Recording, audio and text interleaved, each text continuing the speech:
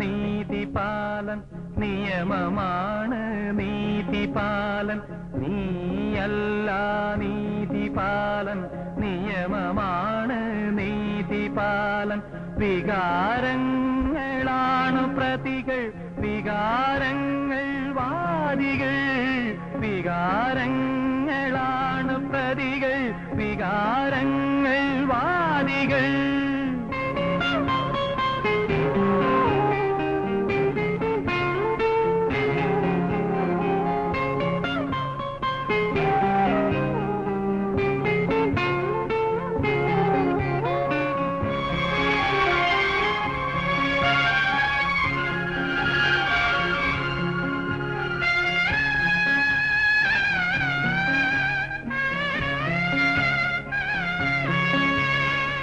അന്ധകാര പരിപൂർണം മുന്നിലെ വീതി പൊന്തി നിൽപ്പു കല്ലും മുള്ളും ദുഷ്കരം വീതി അന്ധകാര പരിപൂർണം മുന്നിലെ വീതി പൊന്തി നിൽപ്പു കല്ലും മുള്ളും ദുഷ്കരം വീതി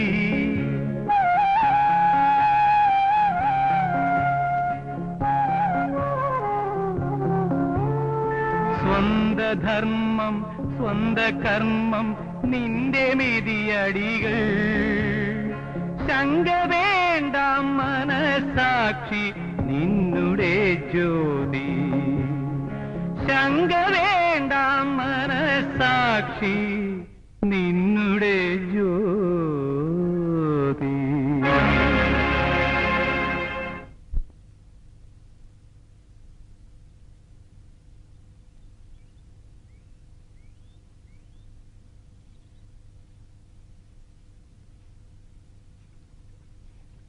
കല്യാണിക്കുട്ടിയെ എന്തേ അറിഞ്ഞ വിശേഷം? ആ കേസ് വിധിച്ചു. ഏത് കേസ്? അയാളുടെ ആ ദേവദാസ് കുറുപ്പിന്റെ. വിധിച്ചു, ശിക്ഷിച്ചു.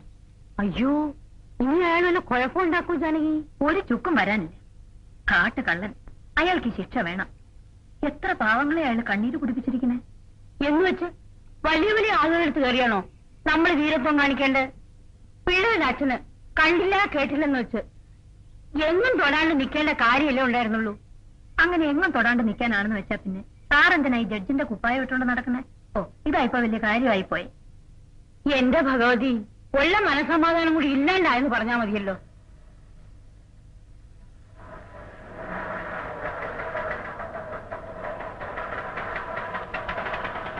എന്താ ജാനകി? നീ അറിഞ്ഞോ? ആ ദേവദാസ് കുറുപ്പിനെ ശിക്ഷിച്ചു. അത്രേ ഉള്ളൂ. അയാൾക്ക് അത് തന്നെ വേണം.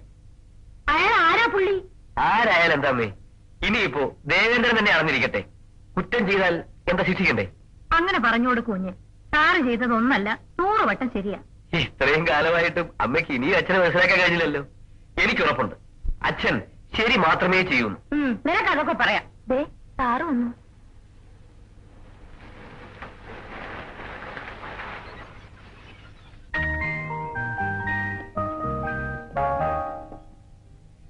എന്തൊക്കെ ജാനകിയമ്മേ വിശേഷം?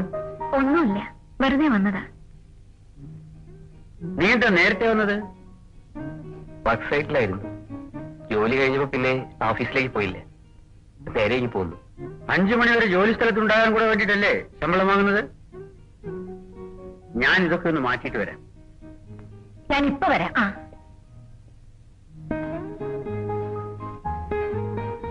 കാപ്പി എടുക്കട്ടെ? ഞാനിപ്പോ വരാം. ബാലൻ വീട്ടിലുണ്ടോ? ഇല്ല മോനെ, വരാറാവണേ ഉള്ളൂ. ഫാക്ടറിയിലെ 5:30 വരെയല്ലേ. ഞാൻ അങ്ങോട്ട് ചെല്ലട്ടെ. മോൾ ഒറ്റയ്ക്കേ ഉള്ളൂ.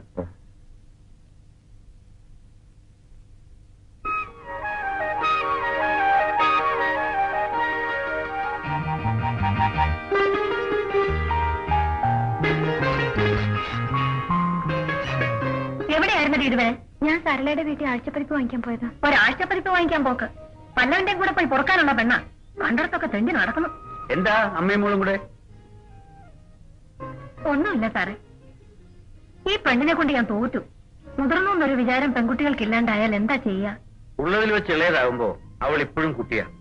സാരമില്ല, ഈ പ്രായത്തിലൊക്കെ അല്ലേ അല്പ കുസൃതി കാണിക്കാൻ പറ്റൂ. പിന്നല്ലാതെ നമ്മുടെ പ്രായമായിട്ട്. എന്ന് വെച്ചാൽ അമ്മയെ ഉപദ്രവിക്കുന്നവരുടെ കേട്ടോ. ബാലനെവിടെ? ഇപ്പൊ വരും. അവൻ ജോലിക്കൊക്കെ എങ്ങനെ? നല്ല ഉത്സാഹമുണ്ടോ? അതെ സാറേ, തുടക്കത്തിലായതുകൊണ്ട് വലിയ ശുഷ്കാന്തിയാ. തുടക്കത്തിൽ മാത്രം പോരാ, അവസാനം വരെ വേണം. ചേട്ടൻ വന്നു. ഞാൻ പറയാറില്ലേ, ജഡ്ജി ജഗന്നാഥ് സാർ. നമസ്കാരം. ഫാക്ടറിയിലെ ഫോർമാനാണ് രാഘവേട്ടൻ. ഞങ്ങൾ തമ്മിൽ ബെറ്റ് വെച്ചിരിക്കുകയായിരുന്നു. ദേവദാസക്കുറുപ്പിനെ വെറുതെ വിടുമെന്ന് രാഘവേട്ടൻ, ശിക്ഷിക്കുമെന്ന് ഞാനും. കൊടുക്കാൻ ഞാൻ ജയിച്ചേ. കാലുമാറി കളയരുത്, 10 രൂപ ബെറ്റ്. ഒന്ന് ചുമ്മാ തിരിയാ ബാല. സാറിന്റെ മുമ്പ് വെച്ച് സംസാരിക്കാൻ അവന് വേറൊന്നും കണ്ടില്ല. കേട്ടോ മിസ്റ്റർ രാഘവൻ, ബാലനെ കൊണ്ട് എല്ല് മുറിയെ പണിയെടുപ്പിക്കും. ഒരു ദാക്ഷിണ്യവും കാട്ടരുത്. തുടക്കക്കാരനാണ്. അടി ഉറച്ചെങ്കിലേ മേൽഗതി ഉണ്ടാവും. ബാലൻ മിടുക്കനാണ് സാറേ. പണിയൊക്കെ പെട്ടെന്ന് പഠിക്കുന്നുണ്ട്. ഞാൻ വരട്ടെ. ശരി. ശരി സാറേ. എന്നെ അതെ, ഇവളെ അതെ. സ്വന്തം മക്കളെക്കാൾ കാര്യത്തിലാണ് അദ്ദേഹം നോക്കുന്നത്. ശത്രുക്കൾ പോലും കൈയെടുത്ത് തൊഴുതു പോവും. അതാ മനസ്സ്. വന്നാട്ടെ. കേട്ടോ കുഞ്ഞെ, ബാലന്റെ അച്ഛൻ സാറിന്റെ വലിയ കൂട്ടുകാരനായിരുന്നു. അങ്ങേര് മരിച്ച പിന്നെ ആ ക്ഷീണം അറിയാതെ എന്റെ കുട്ടിയോട് വളർന്നത് ഈ നല്ല മനസ്സിന്റെ തണലില്ല.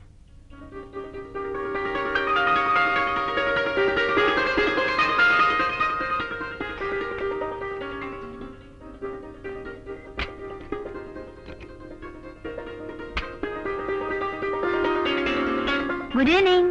Good evening. നീ എന്താ വൈകിയേ? നോനോ, ഞാൻ രാവിലെ പറഞ്ഞിട്ടില്ലേ പോയത് ഇന്ന് കോളേജിൽ ഇന്റർ ഹൗസ് മാച്ച് ഉണ്ടെന്ന്. എന്നിട്ടെന്താ തോറ്റ് തൊപ്പിയിട്ടോ? തോക്കും. അതിന് വേറെ ആളെ നോക്കണം. ഒന്നില്ലെങ്കിലും ഞാൻ അച്ഛന്റെ മോളല്ലേ. അതെനിക്കൊരു കോംപ്ലിമെന്റ് ആണല്ലോ. എടേ കാലുവാത്തിരി, അച്ഛന്റെ മുമ്പ് മര്യാദ ഇല്ലാതിരിക്കുന്നുണ്ടല്ലേ.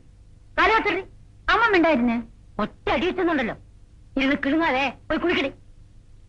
ഇതിന്റെ ഒരു ആങ്കാരം കണ്ടില്ലേ? ഇവിടെ പോയി കുളിക്കടി. എന്റെ മോളാ പറഞ്ഞത്. കല്യാണക്കുട്ടി, താനിവിടെ ഇരിക്കേ. എനിക്ക് അടുക്കളയിൽ 100 കൂട്ടം പണിയുണ്ടെന്നേ. പിന്നെ ഇവിടെ അല്പേരെ സംസാരിച്ചെന്ന് വെച്ചാൽ അടുക്കളയിൽ ആകാശം ഇടിഞ്ഞ് വീഴുകയാണെങ്കിൽ വീണോട്ടെ, താനിവിടെ ഇരിക്കേ. ഇരിക്കാൻ കണ്ടൊരു നേരം. അച്ഛാ, സോമുവിന്റെ എഴുത്തുണ്ടായിരുന്നു, ഞാൻ പറയാൻ പറ്റും. പേരെന്താ അവൻ എഴുതാനുള്ളത്? കുറച്ചുകൂടെ പണം വേണമെന്ന്. അത് തന്നെ. അവനെന്താ പണത്തിന് ഇത്ര ആവശ്യം? ഇത് നല്ല ചോദ്യം. അന്യനാട്ടിൽ ചെന്ന് ഹോസ്റ്റലിൽ താമസിച്ച് പഠിക്കുമ്പം പണത്തിന് അത്യാവശ്യം ഉണ്ടാവില്ലേ? അല്ലാണ്ട് എന്റെ മോൻ എഴുതില്ല. കോളേജിലെ ഫീസും ഹോസ്റ്റൽ ഡ്യൂസും പുറമെ പോക്കറ്റ് മണി അയച്ചു കൊടുത്തിട്ട് ഒരാഴ്ച കഴിഞ്ഞില്ല. പിന്നെയും പണം ചോദിക്കുന്നു പറഞ്ഞാൽ? അല്ലെങ്കിൽ നിനക്ക് വെച്ച് കിട്ടാം. അവൻ നിന്റെ അനിയനല്ലേ. വല്ലടത്ത് കിടന്ന് കഷ്ടപ്പെടാണ്ട് എന്താ വേണ്ടെന്ന് വെച്ചാൽ അയച്ചു കൊടുക്കണം. അമ്മയാണ് അവന് വളം വെച്ച് കൊടുക്കുന്നത്. ഞാനും ഹോസ്റ്റലിൽ താമസിച്ച് തന്നെയാ പഠിച്ചത്. നിയന്ത്രിക്കേണ്ട സമയത്ത് നിയന്ത്രിച്ചില്ലെങ്കിൽ അവസാനം സോമൂന്ന് പണം വയ്ക്കുന്ന കാര്യമല്ലേ. അതേപ്പറ്റി പിന്നീട് ആലോചിക്കാം. തനിക്ക് അടുക്കളയിൽ എന്തോ പണിയുണ്ടെന്നല്ലേ പറഞ്ഞത്? പോയി ചെയ്യേ. ഈ ഗ്ലാസ് കൂടി കൊണ്ടുപോകും. നിനക്ക് അമ്മയുടെ സ്വഭാവം നല്ലല്ലോ അറിയില്ലേ, പിന്നെ എന്തിനാ തർക്കിക്കുന്നേ? ആ കത്തിഞ്ഞെടുക്ക്. കേട്ടോമേ, നമ്മുടെ ഫോർമാൻ രാഘവേട്ടനെ ഒരു ദിവസം ഉണ്ണാൻ വിളിക്കണം. അങ്ങേരെ കയ്യിലെടുക്കേണ്ട ഒരു കാര്യമുണ്ട്. അങ്ങേര് മനസ്സ് വെച്ചാലേ പലപ്പോഴൊക്കെ ഓർത്തേം തടയും. മനസ്സിലായോ? സൗകര്യം പോലെ ഒരു ദിവസം ഇങ്ങോട്ട് വിളിച്ചോ. ബാലേട്ടാ. എന്താടി കാന്താരി? ബാലേട്ടന് ആദ്യമായി ശമ്പളം കിട്ടുമ്പോ എനിക്ക് എന്താ വാങ്ങിത്തരാ? അതെ, പറയത്തില്ല. പറ ബാലേട്ടാ. അത് പറയത്തില്ല. പറഞ്ഞാൽ അതിന്റെ സസ്പെൻസ് പോവും. നിനക്ക് ഏറ്റവും ഇഷ്ടമുള്ള എന്തെങ്കിലും പോരെ? എനിക്ക് ഇഷ്ടപ്പെട്ടതോ? അതെങ്ങനെ ബാലേട്ടനറിയാം? നിന്റെ ഇഷ്ടം ഈ ബാലേട്ടൻ അറിയാവുന്ന പോലെ വേറെ ആരറിയാന്? തൽക്കാലം തോക്കിനകത്ത് കയറി വെടിവെക്കാതെ ചോറ് കാര്യത്തിന് വേണേ. ഈ ബാലേട്ടൻ കൂട്ടാനെടുക്കും മോനെ.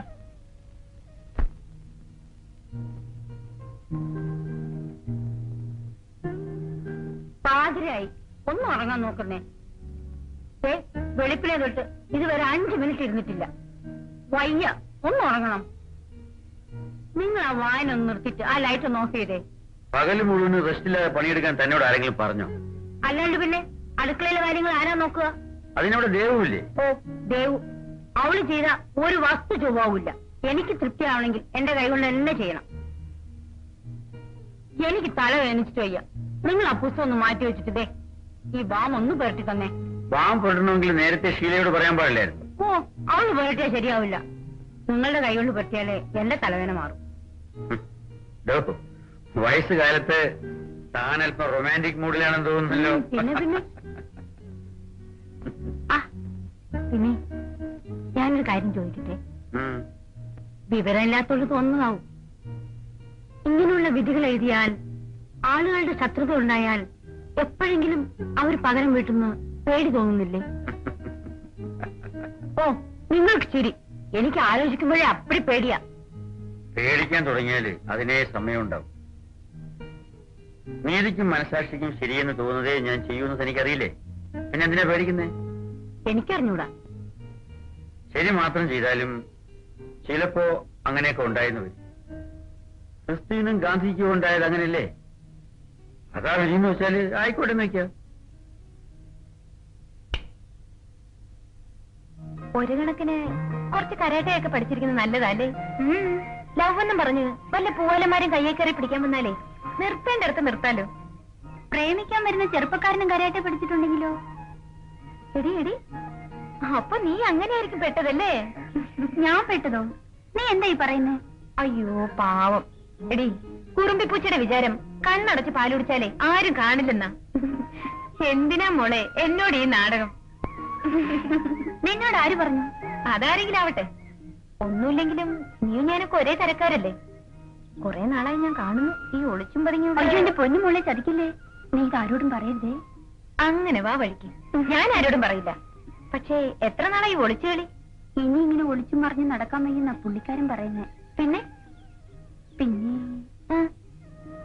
പിന്നെ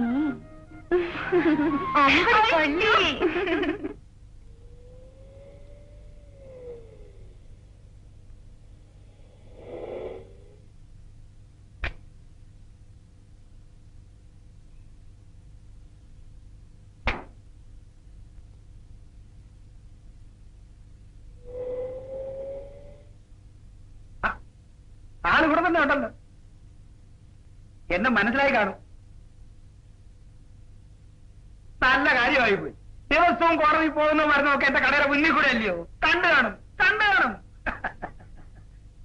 ഇരിക്കണം. ഇരിക്കുന്നേ.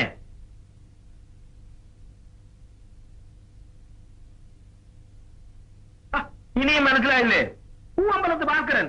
ഓ, ആട്ടെ, പതിവില്ലാതെ എന്താ ഇങ്ങോട്ട്? അല്ലെങ്കിലും കാര്യങ്ങൾ വെറുതെ വളവളാന്ന് വളച്ചു കെട്ടി പറയുന്ന സമ്പ്രദായം എനിക്ക് ഇഷ്ടമല്ല കേട്ടോ. എന്താണ് പറയാനുള്ളതെന്ന് വെച്ചാൽ 5, 3, 8 വാക്കിൽ തുറന്നങ്ങ് പറയും. അതാ അതിന്റെ ഒരു രീതി. പോരാത്തതിന് സാറിനെ പോലുള്ള ജഡ്ജിമാരുടെ ഉദ്യോഗസ്ഥന്മാരുടെ സമയത്തിന് പൊന്നോ വിലയല്ലയോ. പിന്നെ എന്താണെന്ന് വെച്ചാൽ എനിക്ക് 2 മക്കൾ, 2 ആമ്പിള്ളേർ. ഒന്നിനൊന്ന് മെച്ചം. സ്വന്തം മക്കളായതുകൊണ്ട് പറയുകയാണെന്ന് വിചാരിക്കരുത് കേട്ടോ. ഏത് മൂത്തവൻ കെട്ടി അങ്ങ് പാലായിന്ന വലിയ അനസ്ഥിതിയൊക്കെ ഉള്ള ഒരു ചുറ്റുവട്ടത്തിന്ന് റബ്ബറും കുരുമുളകും പോരാത്തതിന് അബ്കാരിയും. രണ്ടാമത്തവനുണ്ടല്ലോ ബാബു, അവന് 4 അക്ഷരം പഠിക്കണമെന്നാ കമ്പം. പഠിച്ചിട്ടിപ്പോ ഉദ്യോഗം ഭരിക്കേണ്ട കാര്യമൊന്നും ഉണ്ടായിട്ടല്ല. മാത്രവുമല്ല, അവൻ ഉദ്യോഗത്തിന് പോയാൽ പിന്നെ ഞാൻ ഈ കഷ്ടപ്പെട്ടുണ്ടാക്കിയ മുതലും ബിസിനസ്സൊക്കെ ആര് നോക്കാനാ? 5-6 അക്ഷരം പഠിച്ചത് കൊണ്ട് കച്ചവടം ചെയ്തുകൂടാന്നൊന്നുമില്ലല്ലോ. പഠിക്കണമെന്നാണെങ്കിൽ പഠിച്ചോട്ടെ എന്ന്. ആളും എടുക്കനാ. BA എടുത്തു. ഇപ്പോ MAയും കഴിഞ്ഞു. എന്നാ പിന്നെ അവനും കൂടെ എവിടുന്നെങ്കിലും ഒരു സംബന്ധം നടത്തി കളയാമെന്നായി.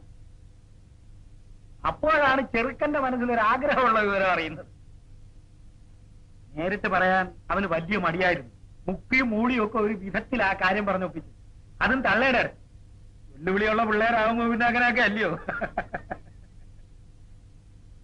അവന് ഇവിടത്തെ കുട്ടിയെ സാറിന്റെ മോളെ കല്യാണം കഴിച്ചാൽ കൊള്ളാതെ. എന്റെ മോളെ?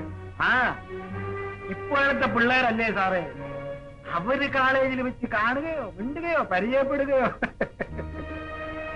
ഇനിയിപ്പോ അതാണ് അവരുടെ ഒരു മോഹമെങ്കിൽ നമ്മളായിട്ട് എന്തിനാ എതിർക്കുന്നേ? അങ്ങനെ നടത്തിയേക്കാം. അതൊന്ന് പറഞ്ഞു ഉറപ്പിക്കാനായിട്ടാണ് ഇന്ന് തിരിയാൻ സമയമില്ലാഞ്ഞിട്ട് ഞാൻ ഇത്രടം വന്നു. ശീല പഠിക്കുന്നില്ലേ ഉള്ളൂ. ആദ്യം മൂത്തമ്മോന്റെ കല്യാണം നടത്തണമെന്നാ എനിക്ക്. സാറിന് പഠിപ്പുണ്ടേലും ലോകപരിചയം കുറവ്. ഇങ്ങോട്ട് നോക്കി, 17 വയസ്സുള്ള പെണ്ണിനെ 20 വയസ്സ് കഴിഞ്ഞ ആൺകുട്ടിയേക്കാൾ പ്രായക്കൂടുതലുണ്ടെന്നാ ചൊല്ലി. പെണ്ണിനെ ആദ്യം ഇറക്കി വിടണം. ആൺകുട്ടിയുടെ കാര്യം മനസമാധാനത്തോടെ സൗകര്യമായിട്ട് ചെയ്യാമല്ലോ. കുടുംബസ്ഥിതി വെച്ച് നോക്കുമ്പോ ഞങ്ങൾ പൂവമ്പലത്തുകാർ പഴയ സ്ഥാനികളാ, കേട്ടുകാണ്. പിന്നെ ധനസ്ഥിതിയുടെ കാര്യം അത് ഞാനായിട്ട് പറയേണ്ട കാര്യമില്ലല്ലോ. അറിയാം. പക്ഷേ എന്നെ കുറിച്ച്, എന്റെ ചുറ്റുപാടുകളെ കുറിച്ച് നിങ്ങൾ എന്താണ് മനസ്സിലാക്കിയിട്ടുള്ളതെന്ന് എനിക്കറിഞ്ഞൂടാ. ഞാൻ സ്വന്തം പ്രയത്നം കൊണ്ട് കഷ്ടപ്പെട്ട് ഈ നിലയിലെത്തിയിട്ടുള്ളവനാണ്. എന്റെ സ്ഥിതി വെച്ച് നോക്കുമ്പോ നിങ്ങളുടെ കുടുംബവുമായ ഒരു ബന്ധം അത് കൊള്ളാം. എന്റെ അപ്പൂപ്പൻ ഒരു ആന ഉണ്ടാകണമെന്നും പറഞ്ഞുകൊണ്ടിരുന്നാ മതി. എല്ലാം അറിഞ്ഞുകൊണ്ട് തന്നെ ഞാൻ വന്നിട്ടുള്ളൂ. ഒന്നുമില്ലെങ്കിലും ഒരു സെഷൻസ് ജഡ്ജി എന്ന് പറയുമ്പോ സാറിന് ഇവിടെ ഒരു നിലയും വിലയൊക്കെ ഉണ്ടേ. അത് തന്നെ ഞാൻ സ്വത്തായിട്ടങ്ങ് കണ്ടോളാം. എനിക്കിതേ 100 വട്ട സമ്മതം. ഒന്നും ആലോചിക്കാനില്ലെന്നേ. വെറുതെ നീട്ടിക്കൊണ്ട് പോകാണ്ട് നമുക്കിത് ഉടനെ അങ്ങ് നടത്താം. നല്ല കാര്യങ്ങൾ വച്ചു താമസിപ്പിക്കരുതെന്നാണല്ലോ. അറിയിക്കേണ്ടവരെല്ലാം അറിയിച്ചു അന്തസ്സായിട്ട് നമുക്ക് ഈ കല്യാണം അങ്ങ് നടത്താം. എന്റെ വീട്ടിൽ ഇനിയൊരു കല്യാണം നടക്കണമെങ്കിൽ പേരക്കിടാങ്ങൾ വളർന്നു വലുതായിട്ട് വേണം. സാർ ഒന്നും അറിയണ്ട, എല്ലാ ഏർപ്പാടുകളും ഞാൻ ആയിക്കോളാം. സ്വർണ്ണക്കട മുതലാളി ഭാസ്കരന്റെ മോൻ സെഷൻസ് ജഡ്ജി ജഗന്നാഥന്റെ മോളെ കല്യാണം കഴിക്കണമെന്ന് പറയുമ്പോഴേ അത് ഇച്ചിരി അന്തസ്സായിട്ട് തന്നെ വേണം. എനിക്ക് കല്യാണിക്കുട്ടിയുമായി ഒന്ന് ആലോചിക്കണം. ഈ വക കാര്യങ്ങളൊക്കെ പെണ്ണുങ്ങളോട് ആലോചിക്കുക. നമ്മളങ്ങ് തീരുമാനിക്കുക, അവരങ്ങ് അനുസരിക്കുക, അത്രേ ഉള്ളൂ. ഏതായാലും നല്ലൊരു കാര്യമായിട്ട് ആദ്യം വന്നതല്ലേ, എന്തെങ്കിലും കഴിച്ചിട്ട് പോവാം. എന്താ വേണ്ട, ചായയോ കാപ്പിയോ? രണ്ടായാലും തിരക്കേടില്ല. പക്ഷെ മധുരം വേണ്ട, ഫാക്ടറി സ്വന്തമായിട്ട് ഓടട്ടെ.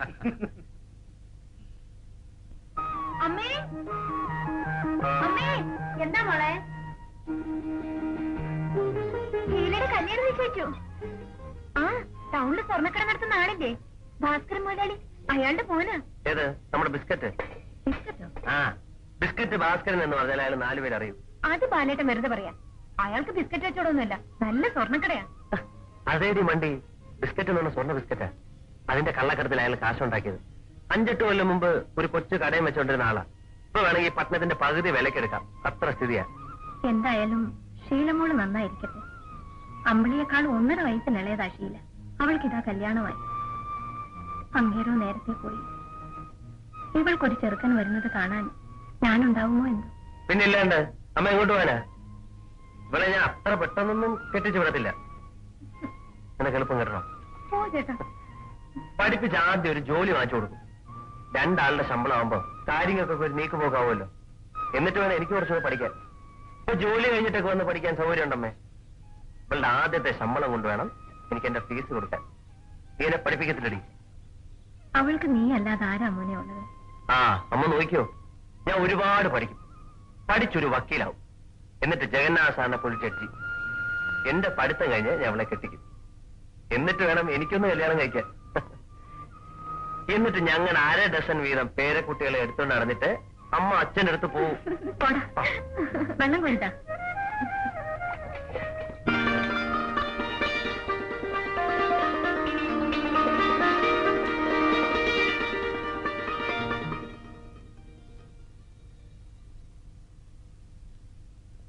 ശീലേ, എന്താ അച്ഛാ? ഇവിടെ വരൂ.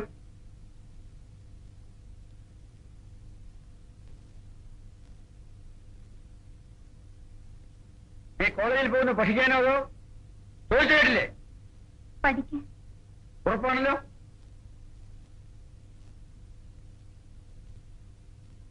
പോകുന്ന വഴിക്കോ വരുന്ന വഴിക്കോ മറ്റെവിടെയെങ്കിലും കയറുന്ന പതിവുണ്ടോ? ഇല്ല. തീർച്ച? വഴിയിൽ വല്ല സ്വർണ്ണക്കടയും കണ്ടാൽ നീ അറിയാതെ നിന്ന് പോകാറുണ്ടോ? എന്താ, ആ ഉറങ്ങിപ്പോയോ? അതോ ചോദ്യം മനസ്സിലായില്ല എന്നുണ്ടോ? മനസ്സിലായില്ലെങ്കിൽ കുറെ കൂടി തെളിച്ചു പറയാം. ടൗണിൽ ആ ഭാസ്കരൻ മുതലാളിയുടെ സ്വർണ്ണക്കട അറിയൂ?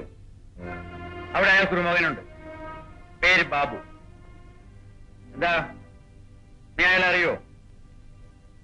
അറിയുമെന്ന്. എങ്ങനെ അറിയും?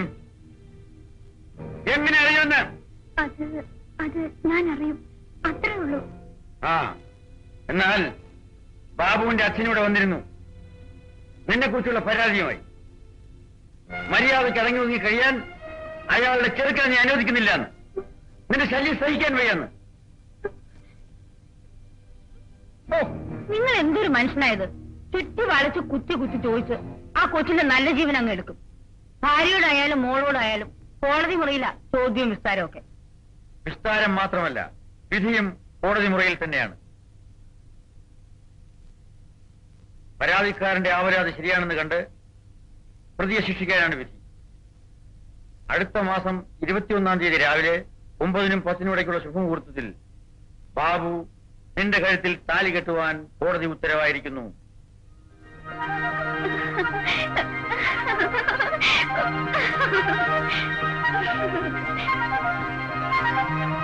എന്നാലും എന്റെ കല്യാണിക്കുട്ടി, മിണ്ടാപ്പൂച്ചയെ പോലെ അച്ഛന്റെ അമ്മയുടെയും വാലിൽ തൂങ്ങിയിടുന്ന ഈ പെണ്ണിന്റെ മനസ്സിൽ ഇത്രയൊക്കെ ഉണ്ടെന്ന് ആരെങ്കിലും അറിഞ്ഞോ? അതാണ് ഞങ്ങൾ പെണ്ണുങ്ങളുടെ മിടുക്ക്.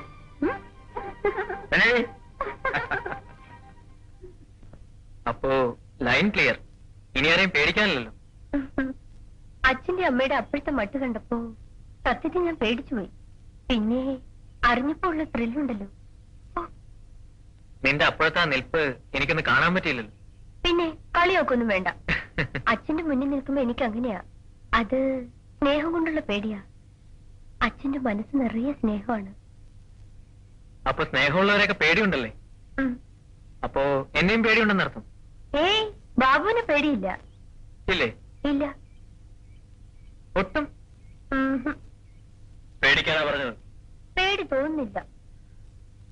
മര്യാദയ്ക്ക് പേടിക്കാൻ പറ്റുന്നില്ല. ഇപ്പൊ ഗൗരവം പോരെ സാറേ. വേണ്ട, നിനക്ക് എന്നോട് ഇഷ്ടമില്ലല്ലോ, ഞാൻ പോവാ. അയ്യോ ബാബു, സ്നേഹമില്ലാഞ്ഞിട്ടല്ല പേടി തോന്നാത്തെ. ഈ മുഖവും മനസ്സും നിറയെ സ്നേഹമാണ്. അതെനിക്കിഷ്ടമാണ്. ഇഷ്ടം. ആഹാ.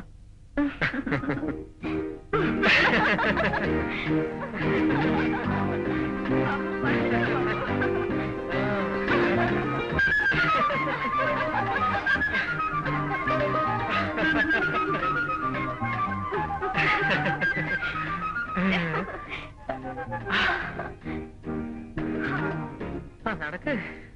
പതുക്കെ നടക്കുവോ? എന്ന് പറഞ്ഞ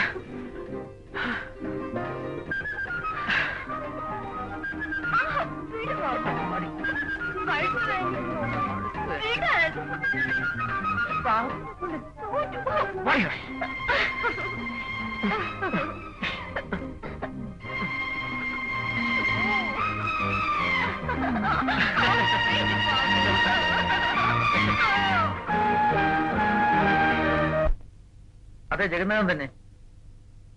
ആര്? ആ, ബാബുവിന്റെ അച്ഛനോ? നമസ്കാരം. ഞാൻ ഇവിടെ തന്നെ ഉണ്ടാവും, എങ്ങും പോകുന്നില്ല. ആ, ശരി, ഓക്കെ. നല്ല കാട്, കുറച്ചുകൂടി വലുതാവായിരുന്നു. ഇതൊക്കെ മതിയമ്മേ. ഓ അച്ഛാ, വെഡിങ് ഇൻവിറ്റേഷന്റെ പ്രൂഫ് മാറ്റം വല്ലതും വേണമെങ്കിൽ ഇപ്പൊ പറയാം. Good, this is simple enough. ഇത് മതി. എത്ര കോപ്പി അടുപ്പിക്കണം അച്ഛാ? എനിക്കങ്ങനെ ആളൊന്നും വിളിച്ചു കൂട്ടണമെന്നില്ല. പിന്നെ ബന്ധുക്കൾക്ക് ഒരു കാർഡിൽ എഴുതി അയച്ചാലും മതി. ഒരു 100 കോപ്പി അടുപ്പിച്ചേരെ. അയ്യോ, അച്ഛൻ എന്തായി പറയുന്നത്? എനിക്ക് ഏറ്റവും കുറഞ്ഞത് ഒരു 150 കാർഡെങ്കിലും വേണം. എന്റെ ഫ്രണ്ട്സിനൊക്കെ അയക്കണ്ടേ?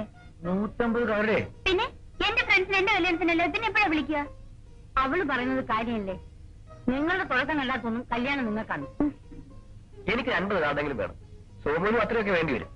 പിന്നെ അച്ഛന്റെ ഫ്രണ്ട്സ് ആകെ കൂടി 400 ഉറപ്പിക്കാൻ പറ്റേ? ആ ദേവുവിനോട് ചോദിച്ചു അവൾക്ക് എത്ര കാർഡ് വേണമെന്ന്. കളിയാക്കാൻ നേരത്തെ നിങ്ങൾക്ക് 7 മുഴം വന്നാക്കും. ഞാനൊന്നും പറയുന്നില്ല, നിങ്ങളൊക്കെ ഇഷ്ടം പോലെ ആയിരിക്കും. പക്ഷേ കല്യാണത്തിന്റെ പേരിൽ ആർഭാടം കാണിക്കുന്നത് എനിക്ക് വ്യക്തിപരമായി ഇഷ്ടമുള്ള കാര്യമല്ല. എന്റെ മകൾ ഇന്നയാളെ, ഇന്നടത്ത് ഇന്നയാളുടെ മകൻ ഇന്നയാള്, ഇത്രാം തീയതി ഇന്ന സ്ഥലത്ത് വെച്ച് വിവാഹം കഴിക്കുന്നതാണ്. നിങ്ങൾ അവർക്ക് വേണ്ടി പ്രാർത്ഥിക്കുക, അവരെ അനുഗ്രഹിക്കുക. അങ്ങനെ ഒരു കാർഡ് എഴുതി അയച്ചിട്ടുള്ള ആവശ്യമേ ഉള്ളൂ.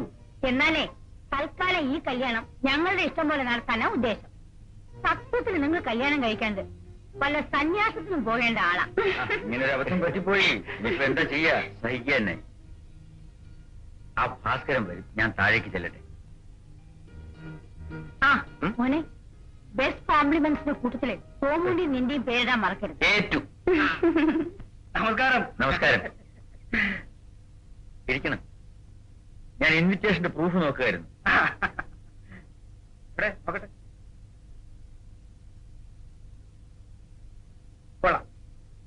ഇത് നല്ല ഗിൽറ്റിട്ട കട്ടി കടലാസിൽ തങ്കത്തിന്റെ നിറമുള്ള മഷിയിൽ അടുപ്പിക്കണം. 1000 കോപ്പി.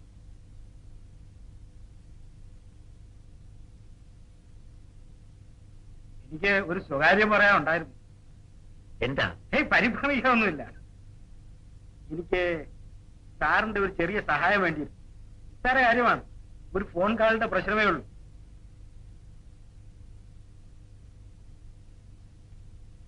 ഓർക്കാപ്പുറത്ത് എക്സൈസുകാർ കയറി ഒരു ചെക്കിങ്. അസൂയക്കാരാണ്ട് ഒറ്റിക്കൊടുത്തായിരിക്കും. ഒരുത്തം പച്ച പിടിക്കുന്നത് വേറെത്തിന് കണ്ടുകൂടാ.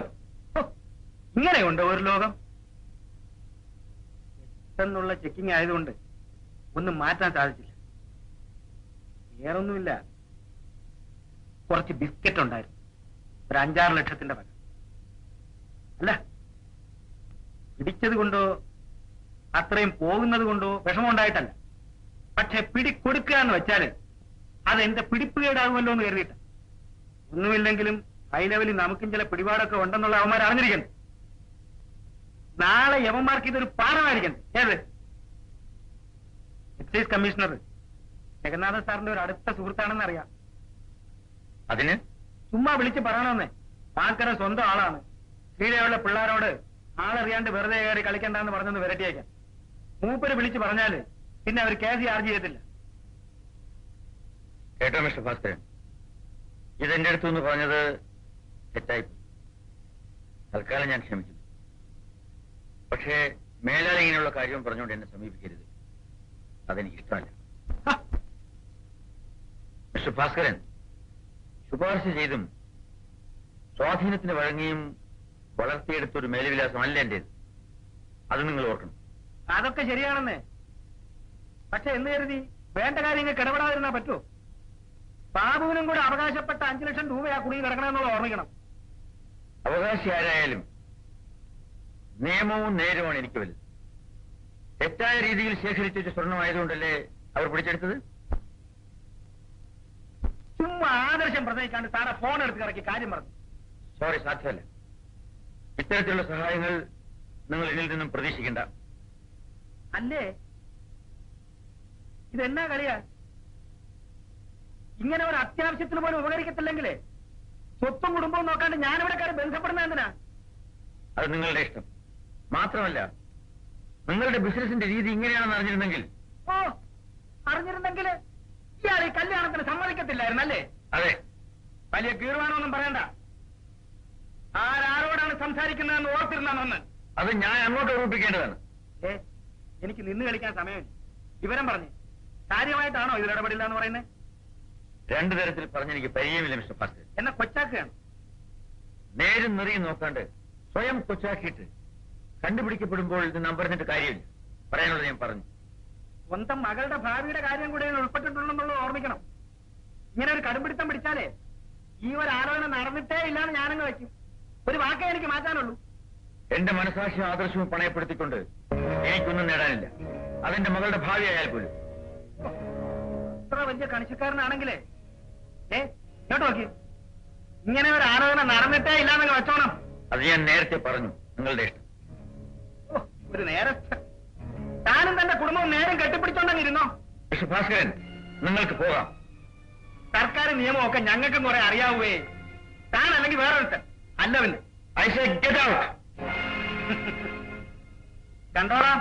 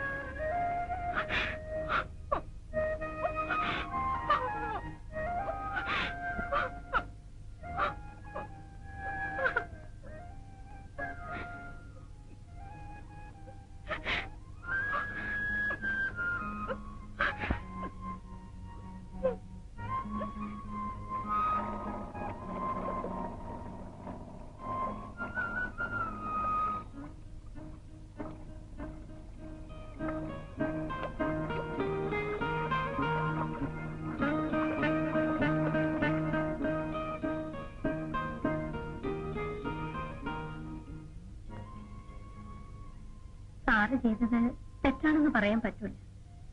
എന്നാലും ആശിച്ചു പോയ പെൺകൊച്ചിന്റെ മനസ്സിന്റെ നൊമ്പരം ഓർക്കുമ്പോൾ വിഷമം തോന്നും. ശരിയാണ്. നിങ്ങൾ എല്ലാവരെക്കാളും വിഷമം എനിക്കുണ്ട്. എന്റെ മകളുടെ മനസ്സിന്റെ തകർച്ച കാണുമ്പോൾ ജാനകിയമ്മേ, തിരുത്താനാകുന്നത് ചെയ്യാവും, അല്ലാത്തത് വിധിയാണെന്ന് കരുതും. അത്രേ സാധിക്കും.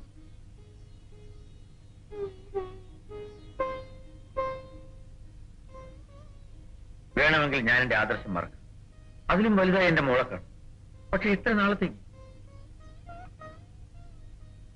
ഇന്ന് ഞാൻ ശുപാർശ പറഞ്ഞാൽ കേൾക്കാൻ ആളുണ്ടായിരുന്നു. നാളെ എന്റെ സ്ഥാനം പോയി എന്റെ വാക്കുകൾക്ക് വിലയില്ലാതെ വരുമ്പോ പ്രതിയുടെ സ്ഥാനത്ത് നിൽക്കുന്നത് ബാബു ആണെങ്കിൽ ഞാൻ എന്ത് ചെയ്യണം? എന്റെ മകളുടെ ഭർത്താവ് കള്ളക്കടത്തിന് ശിക്ഷിക്കപ്പെട്ട് ജയിലിൽ കിടക്കുന്നത് കണ്ട്, അവളുടെ കുടുംബം തകരുന്നത് കണ്ട് നിസ്സഹായനായി ഞാൻ കരയണം. അതിലും ഭേദമാണ് ഈ നൊമ്പരം. കുറെ കഴിയുമ്പോ വിധിക്കാത്തതാണ് ആശിച്ചതെന്ന് കരുതി എന്റെ മോൾ സമാധാനപ്പെട്ടു. അങ്ങേര് പറയണ കേൾക്കുമ്പോ തോന്നും അതാ ശരി. പക്ഷെ എന്റെ മോളുടെ കണ്ണീര് കാണുമ്പോ എന്റെ മനസ്സ് പിന്നെയും കലമ്പും. ഞാൻ എന്താ എന്റെ ജാനകി ചെയ്യേണ്ടത്? എനിക്കൊരു എത്തും പിടിയില്ല. ചിലപ്പോ എല്ലാം നല്ലതിനായിരിക്കും കല്യാണിക്കുട്ടി. അങ്ങനെ കരുതി സമാധാനിക്കാനല്ലാതെ നമ്മൾ പെണ്ണുങ്ങളെ കൊണ്ട് മറ്റെന്താ ചെയ്യാൻ കഴിയുക? കരയാതിരിക്കും.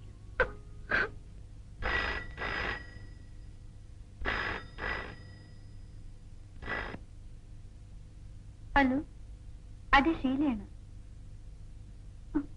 ബാബു എവിടുന്നാ? പോസ്റ്റ് ഓഫീസിൽ നിന്നോ? ആ, ഓക്കെ, ശരി.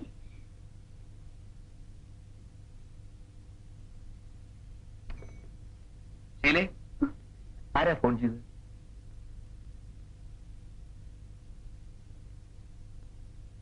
പറയൂ, ആരാ? ബാബു അല്ലേ?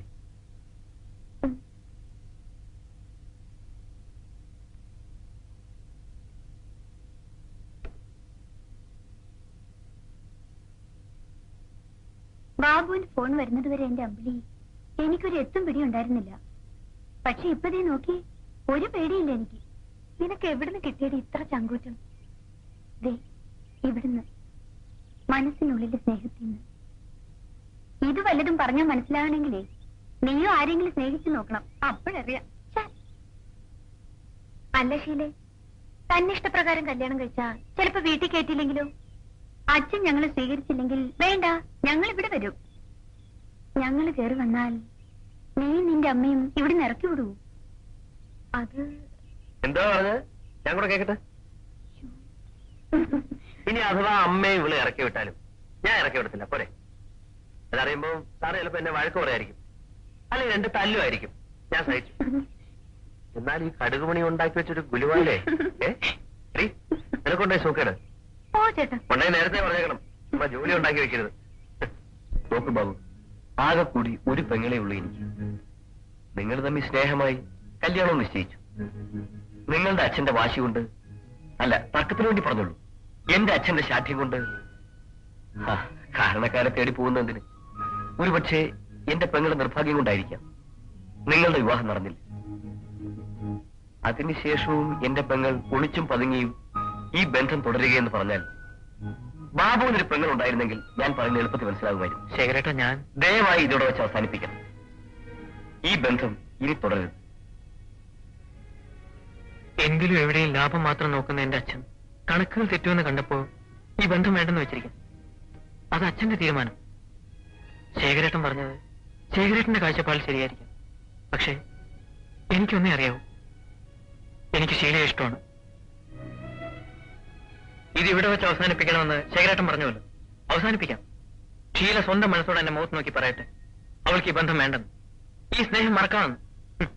അതവൾ പറയാത്തിടത്തോളം വേറൊന്നിനെ കുറിച്ച് ഞാൻ ബോധമല്ല. ആരെതിർത്താലും എനിക്കൊരു പ്രശ്നമല്ല.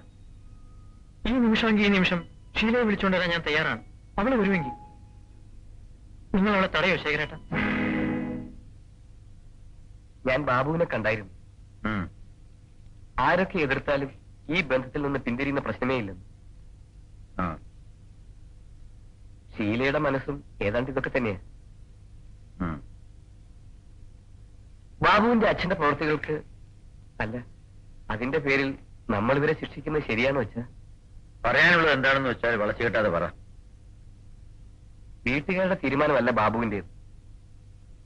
ബാബുവും ഷീലയും തമ്മിലുള്ള അടുപ്പത്തെ ഒരിക്കൽ മാനിക്കാൻ തയ്യാറായതാണ് നമ്മൾ. എങ്കിൽ പിന്നെ നമുക്ക് എന്തുകൊണ്ട് നടത്തിക്കൊടുത്തുകൂടാ? അയാളുടെ വീട്ടുകാർ സഹകരിക്കുന്നില്ലെങ്കിൽ വേണ്ട. സ്വന്തം അച്ഛനെയും വീട്ടുകാരെയും ധിക്കരിച്ച് ബാബു വിവാഹം കഴിക്കാൻ തയ്യാറായി വരുമ്പോ ഞാനത് നടത്തി കൊടുക്കണമെന്ന് അല്ലേ? അതെ. സാധ്യമല്ല മോനെ, സാധ്യമല്ല. അച്ഛൻ നടത്തിക്കൊടുത്തില്ലെങ്കിലും ഒന്നിക്കാനുള്ള ഒരു തീരുമാനമെങ്കിലും. അത് അവരുടെ ഇഷ്ടം.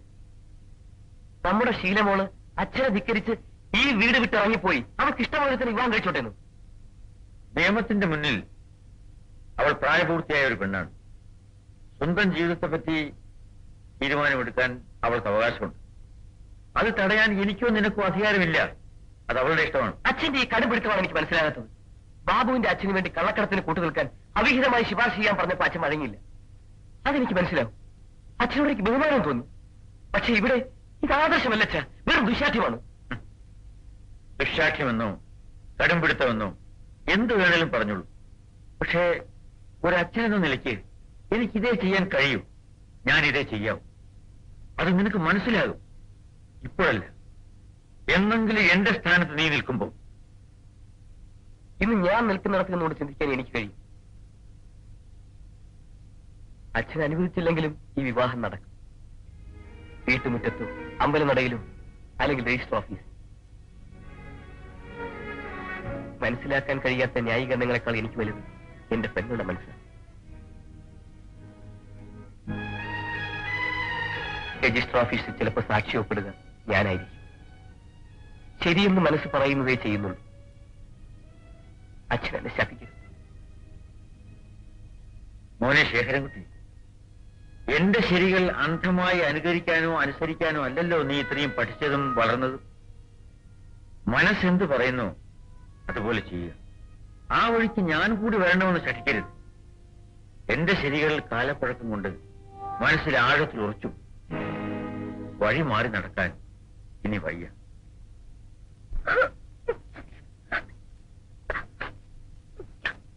മോളുടെ കല്യാണത്തെ കുറിച്ച് നമ്മൾ എന്തൊക്കെ സ്വപ്നങ്ങൾ കണ്ടതാണ്.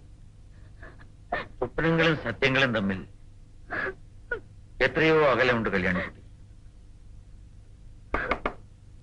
ആരാ അത്?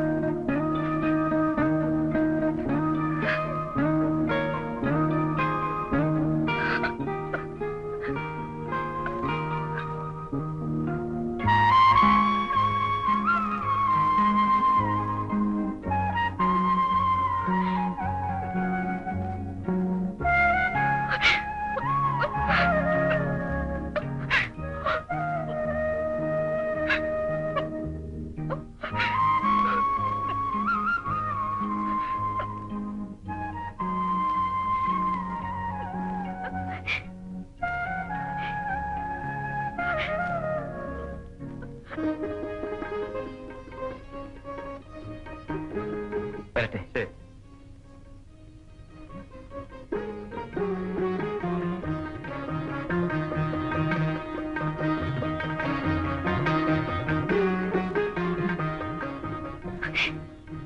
എന്താ മോളെ? ഒക്കെ നേരെയാ.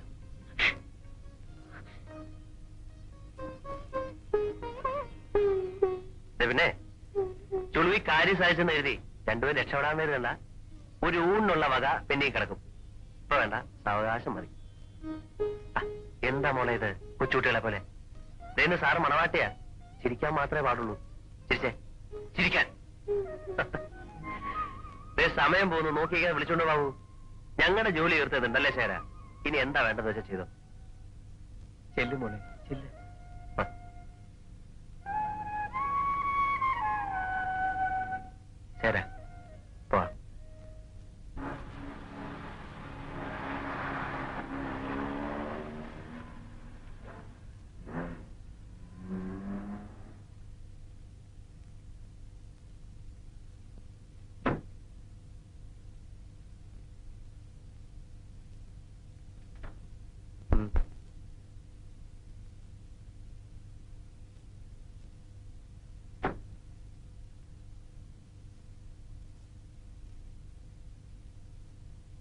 അല്ല ഇതാരാ? രുക്മിണി, നിന്റെ പൊന്നുപോലും മരുപോലും വന്നിരിക്കുന്നു. വന്നാട്ടെ വന്നാട്ടെ.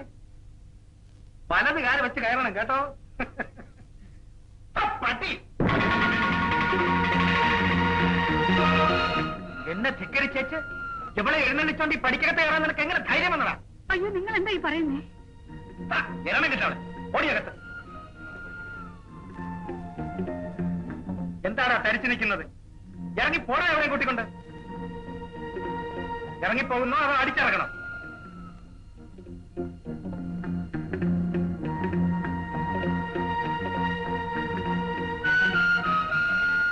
നിക്ക് കാറും എടുത്തോണ്ട് എവിടേക്കാ?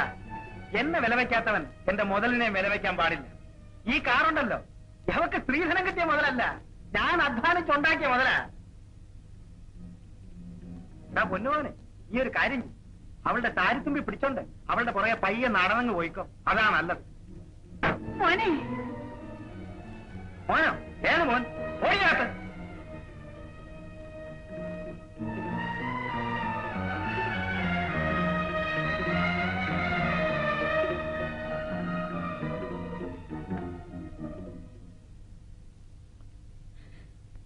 ഷീലയും ബാബുവേയും അവന്റെ അച്ഛൻ വീട്ടിൽ കയറ്റിയില്ല.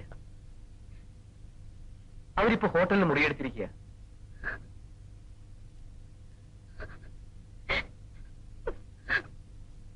അമ്മ പറഞ്ഞാൽ അച്ഛൻ കേൾക്കും. ആരുമില്ലാത്തവരെ പോലെ അവരെ ഉപേക്ഷിക്കരുത്. അവരോട് ക്ഷമിക്കാൻ പറയണം. ഞാൻ ചെന്നവരെ കൂട്ടിക്കൊണ്ടുവരട്ടെ അമ്മേ. അച്ഛന്റെ പ്രകൃതം നിനക്കറിഞ്ഞൂടെ മോനെ? എന്നാലും അവള് നമ്മുടെ ശീലമോളല്ലാണ്ടാവും അമ്മേ. കൊച്ചമ്മേ, സാറൊന്നും വരൂ.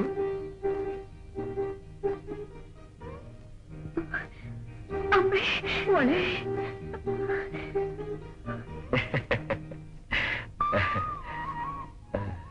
മോളെ, അച്ഛൻ, അമ്മേ, അമ്മേ, ഞങ്ങൾ എന്താ ചെയ്യേണ്ടെന്നറിയാതെ ഹോട്ടലിൽ ഇരിക്കുകയായിരുന്നു. എന്തു വന്നാലും നേരിടാൻ തയ്യാറായിട്ടല്ലേ ഷീലെ നമ്മൾ ഇറങ്ങി തിരിച്ചത്. എന്നിട്ട് ഇങ്ങനെ തളർന്നാലും ധൈര്യമായിട്ടിരിക്കും. എന്തെങ്കിലും വഴി തുറന്നു വരും.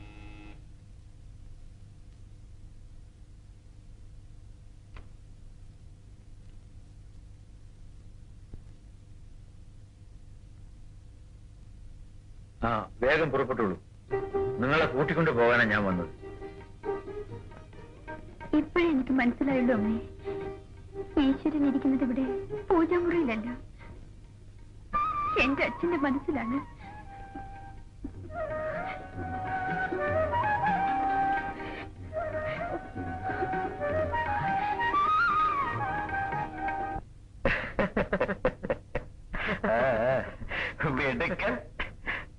അങ്ങോട്ട് കൊടുക്കണി ഒരു നാണം.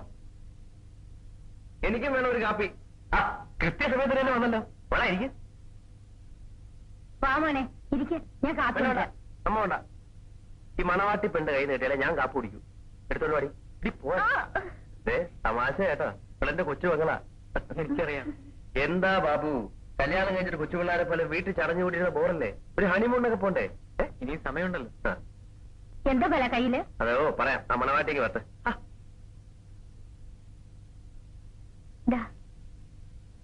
അതെന്താ ഏട്ടാ?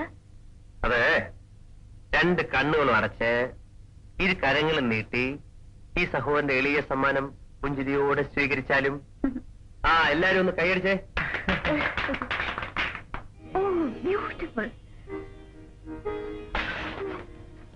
ചേട്ടാ, എന്താ കാണിക്കുന്നത്? എന്താ മോളെ ഇത്?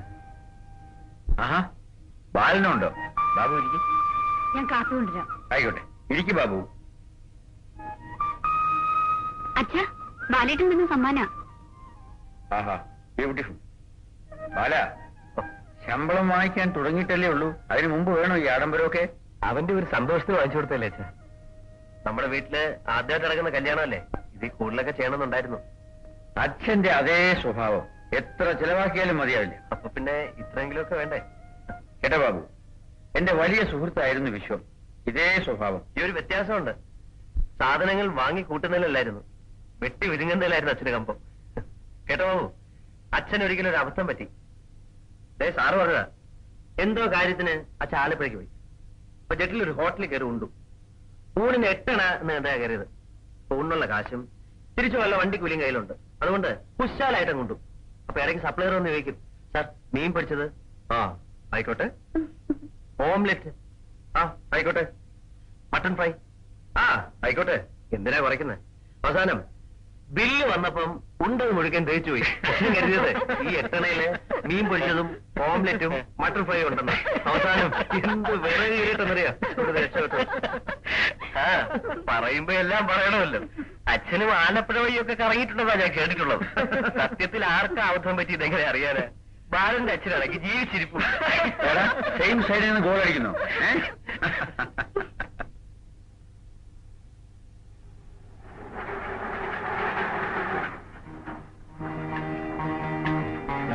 എത്രയായി? 5 രൂപ.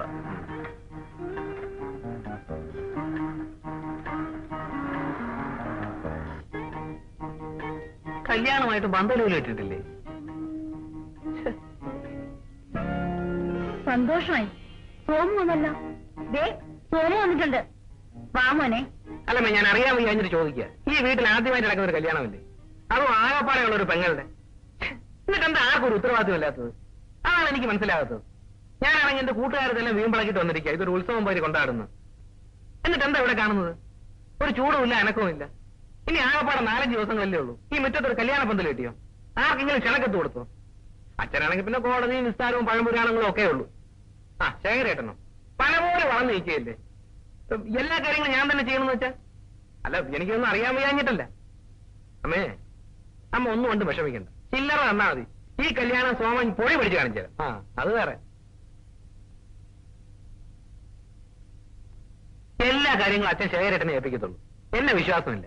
പണ്ടങ്ങാണ്ട് ഒരു മോഷണം നടത്തിയിട്ടുണ്ടെന്ന് വെച്ച്. അത് തന്നെ അനുഭവിക്കട്ടെ. സോമേട്ടാ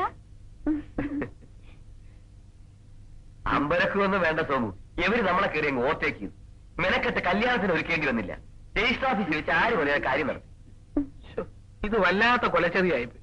പെങ്ങളുടെ കല്യാണത്തിന് സ്റ്റൈലായിട്ട് ഷൈൻ ചെയ്യാമെന്നൊക്കെ വിചാരിച്ച് എന്തൊക്കെ മനക്കോട്ടയാണ് കെട്ടിയത്. എടാ, നിനക്ക് അച്ഛന്റെ കത്ത് കിട്ടിയില്ലേ? എല്ലാ വിവരവും കാണിച്ച് നിനക്ക് അച്ഛൻ എഴുതിയിരുന്നല്ലോ. എനിക്കൊന്നും കിട്ടിയില്ലേ? സാരമില്ല, ശേഖരേട്ടന്റെ കല്യാണത്തിന് നമുക്ക് ഒരുമിച്ച് ഷൈൻ ചെയ്തേ. എന്റെ പൊന്നു മോനൊരു കാര്യം ചെയ്യും. ബാണപ്പെട്ടൊന്നും അഴിക്കണ്ട. വന്ന വഴിയെ ഹോസ്റ്റലിലേക്ക് തിരിച്ചു വയ്ക്കും. ഇതാണ് ഒരുമാതിരി കണ്ണിച്ചോരയിലെ വർത്താനം എന്ന് പറയുന്നത്. വന്നിങ്ങോട്ട് കയറിയുള്ളൂ, അനുഭവം കെട്ടിയെടുക്കാൻ ധൃതിയായി. എന്നാ വന്നു 2 ദിവസം നിന്ന് സന്തോഷമായിട്ട് പോ എന്നാരും പറയത്തില്ല. അമ്മ, ഞാൻ 2 ദിവസം കഴിഞ്ഞേ പോകുന്നു.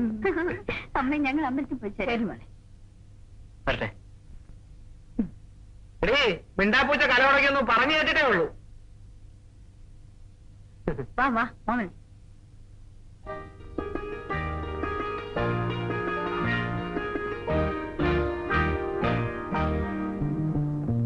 അല്ല, ഇതാരെ? അമ്പിളിക്കുട്ടിയോ? അമ്മ തന്നയച്ചതാ. മണവാളിന് വേണ്ടി പ്രത്യേകം ഉണ്ടാക്കിയതാ. ബ്യൂട്ടിഫുൾ. സോമേട്ടൻ എപ്പോ വന്നു? ഞാൻ ഇപ്പൊ വന്നെങ്കിൽ ലാൻഡ് ചെയ്തേ ഉള്ളൂ. അകത്തോട്ട് പോലും ഇടുന്നില്ല. പറഞ്ഞു കഴിക്കാൻ അതിർത്തി. അമ്പിളിക്കുട്ടി കയറിയും വളർന്നുപോയി അല്ലേ അമ്മേ? സോമേട്ടൻ കോളേജിൽ പോകുന്നുണ്ടെങ്കിലും ബുദ്ധി വളർന്നിട്ടില്ല. ആകപ്പാടെ വളർന്നെന്ന് പറയാൻ ഈ നാവും വയറും മാത്രമേ ഉള്ളൂ. അമ്പിളിക്കുട്ടി ആഴ്ചയ്ക്ക് വാ.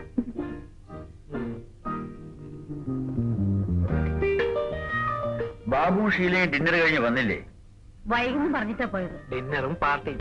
കല്യാണം കഴിഞ്ഞാ കോളേജ്. സോമൻ എന്നാ കോളേജിൽ പോകുന്നേ?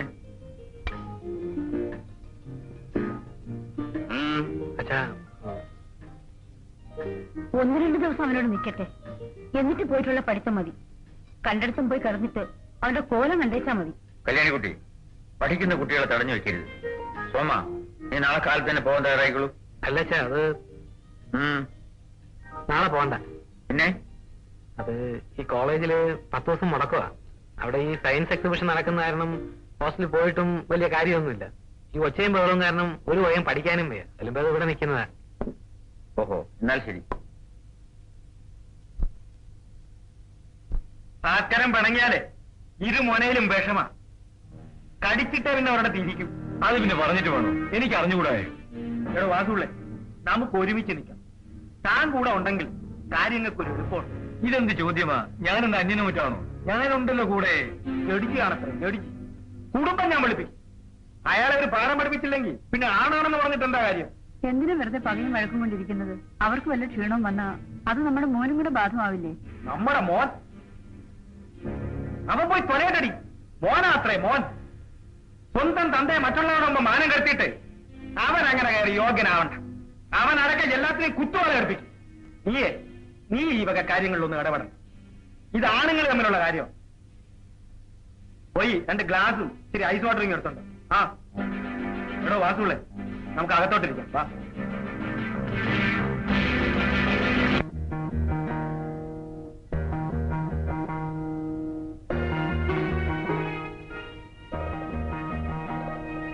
സാറിനെ വിളിച്ചോ?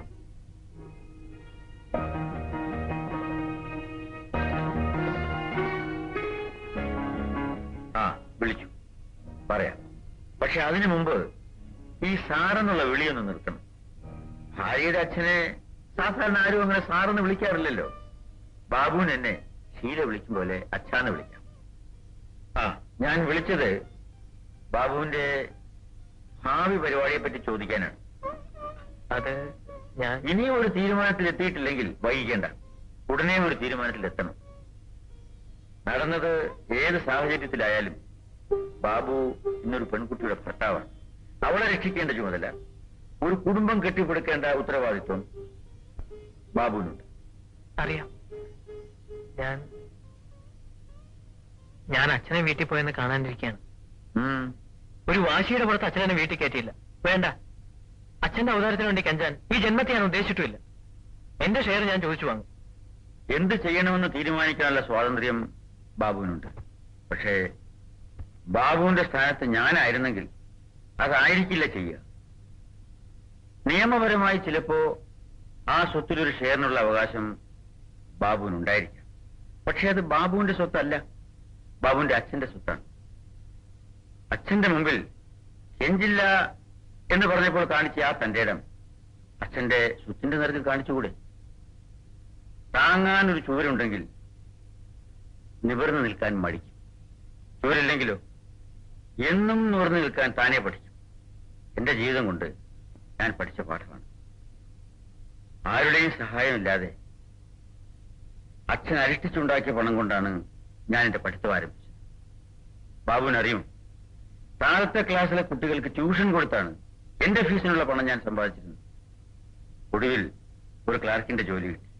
ജോലിയും പാർട്ടിയും പഠിത്തവും ഒരുമിച്ച് കൊണ്ടുപോയി. ശേഖരൻകുട്ടിക്ക് 1.5 വയസ്സുള്ളപ്പോഴാണ് ഞാനൊരു ലോ ഡിഗ്രി സമ്പാദിച്ചത്. ഞാനിതൊക്കെ ബാബുവിനോട് എന്തിനാണ് പറയുന്നതെന്ന് അറിയാമോ? അച്ഛൻ മരിച്ച് ജീവിതത്തിന്റെ മുമ്പിൽ ആശ്രയമില്ലാതെ അമ്പരന്ന് നിൽക്കുമ്പോൾ എന്റെ കയ്യിലുണ്ടായിരുന്നത് ഒരു SSLC ബുക്ക് മാത്രമായിരുന്നു. അവിടെ നിന്ന് ഇതുവരെ ഞാൻ എത്തി. ബാബുവിന്റെ കയ്യിൽ ഇന്നൊരു MA ഡിഗ്രി ഉണ്ട്. എനിക്ക് എത്തിപ്പിടിക്കാൻ സാധിക്കാത്തത് ബാബുവിന് സാധിക്കും. മനസ്സ് വച്ചാൽ ആരെയും ആശ്രയിക്കാതെ, നോട്ട് ഇവൻ മീ, സ്വന്തം കാലിൽ നിൽക്കാൻ പഠിച്ചു. ബാബുവിന് ഒരിക്കലും തോൽക്കേണ്ടി വരില്ല. ഈ ഫോളോ മീ. നന്നായി ആലോചിച്ചു. ബോധ്യമായ ഒരു വഴി സ്വയം കണ്ടുപിടിച്ചു. അതുവരെ തണലിന് ഞാനുണ്ട്, ഈ വീടുമുണ്ട്.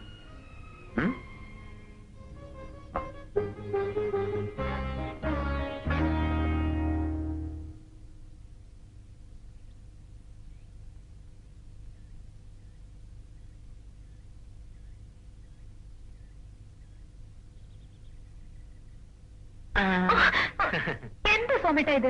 പേടിച്ചു പോയോ? പിന്നെ പുറകെ വന്നിങ്ങനെ പിടിച്ച പേടിക്കില്ല, പിന്നെ ചിരിക്കുക ചെയ്യാ. എന്നാലേ സോമനെ പേടിപ്പിക്കാൻ മാത്രമല്ല ചിരിപ്പിക്കാനും അറിയാം. തേത്തോട്ട് കളിക്കരുത് കേട്ടോ. ആഹാ, നീ ഷോർട്ട് തന്നെയാണോ പഠിക്കുന്നത്? നിനക്ക് പറ്റിയത് നഴ്സിംഗ്. ആ വെള്ള വസ്ത്രമൊക്കെ ധരിച്ചു വന്നാൽ നിന്നെ കാണാൻ നല്ല ചേലായിരിക്കും, ഒരു വെള്ളരി പ്രാവിനെ പോലെ. ഇതാ മോളെ കാപ്പി. ആ സോമൻ കുഞ്ഞോ? പാലില്ലാത്ത കാപ്പിയാ, കുടിക്കുന്നോ? വേണ്ട. അല്ല, ഞാൻ പറഞ്ഞുകൊണ്ടിരിക്കുകയായിരുന്നേ, കോളേജിൽ പോകുന്നതിന് മുമ്പ് ഒരു ദിവസം ഇവിടെ വന്ന് ഭക്ഷണം കഴിക്കണം. അമ്പിളിക്കുട്ടിയുടെ അമ്മയുടെ കയ്യിലുണ്ടാക്കുന്ന കപ്പയുടെ മീന്റെ രുചി ഇപ്പോഴും എന്റെ വായി നിൽക്കുന്നു. പിന്നെ ഇതേമാതിരി ഇതേ രുചി കഴിച്ചിട്ടുള്ള എവിടുന്ന്? ആ, അങ്ങ് തിരുവനന്തപുരത്ത് തമ്പാനൂരുള്ള കള്ളുഷാപ്പിൽ നിന്ന്. കള്ളുഷാപ്പിന്നോ? ആ, അല്ല, ഞാൻ കഴിച്ചിട്ടില്ല, പോയി കഴിച്ചിട്ടുള്ളവർ പറഞ്ഞു കേട്ടത്. അല്ലമ്മേ, സോമേട്ടന്റെ അച്ഛൻ ഇതിലെ പോകേണ്ട സമയമായില്ലേ? അല്ല, സാധാരണ വൈകിട്ട് നടക്കാൻ പോകുമ്പം ഇവിടെ കയറാറുള്ളതല്ലേ? അയ്യോ, ഇപ്പോഴാണ് ഓർത്തത്. ഇന്ന് വേഗം വീട്ടിലെത്തണം. അളിയനും മിണ്ടിയും പറഞ്ഞിരിക്കാൻ ഒരു കമ്പനിക്ക്. അമ്മയാണെങ്കിൽ പ്രത്യേകം പറഞ്ഞതാ.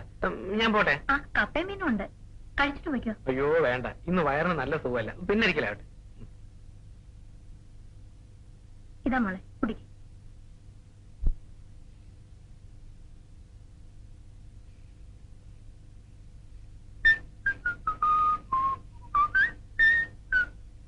സോമ, വളരെ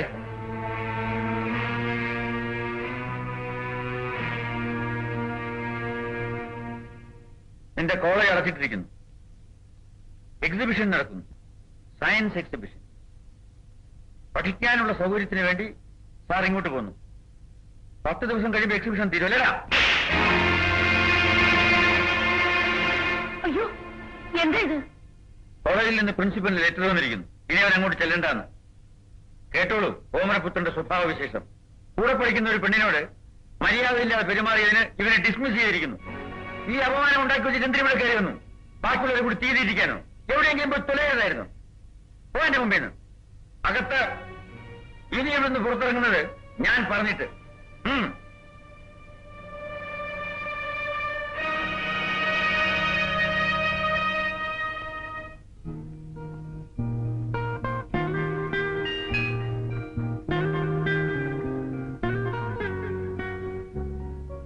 ഇതാ, ഇതെങ്കിലും കഴിക്കും. അത്താഴമോ കഴിച്ചില്ല.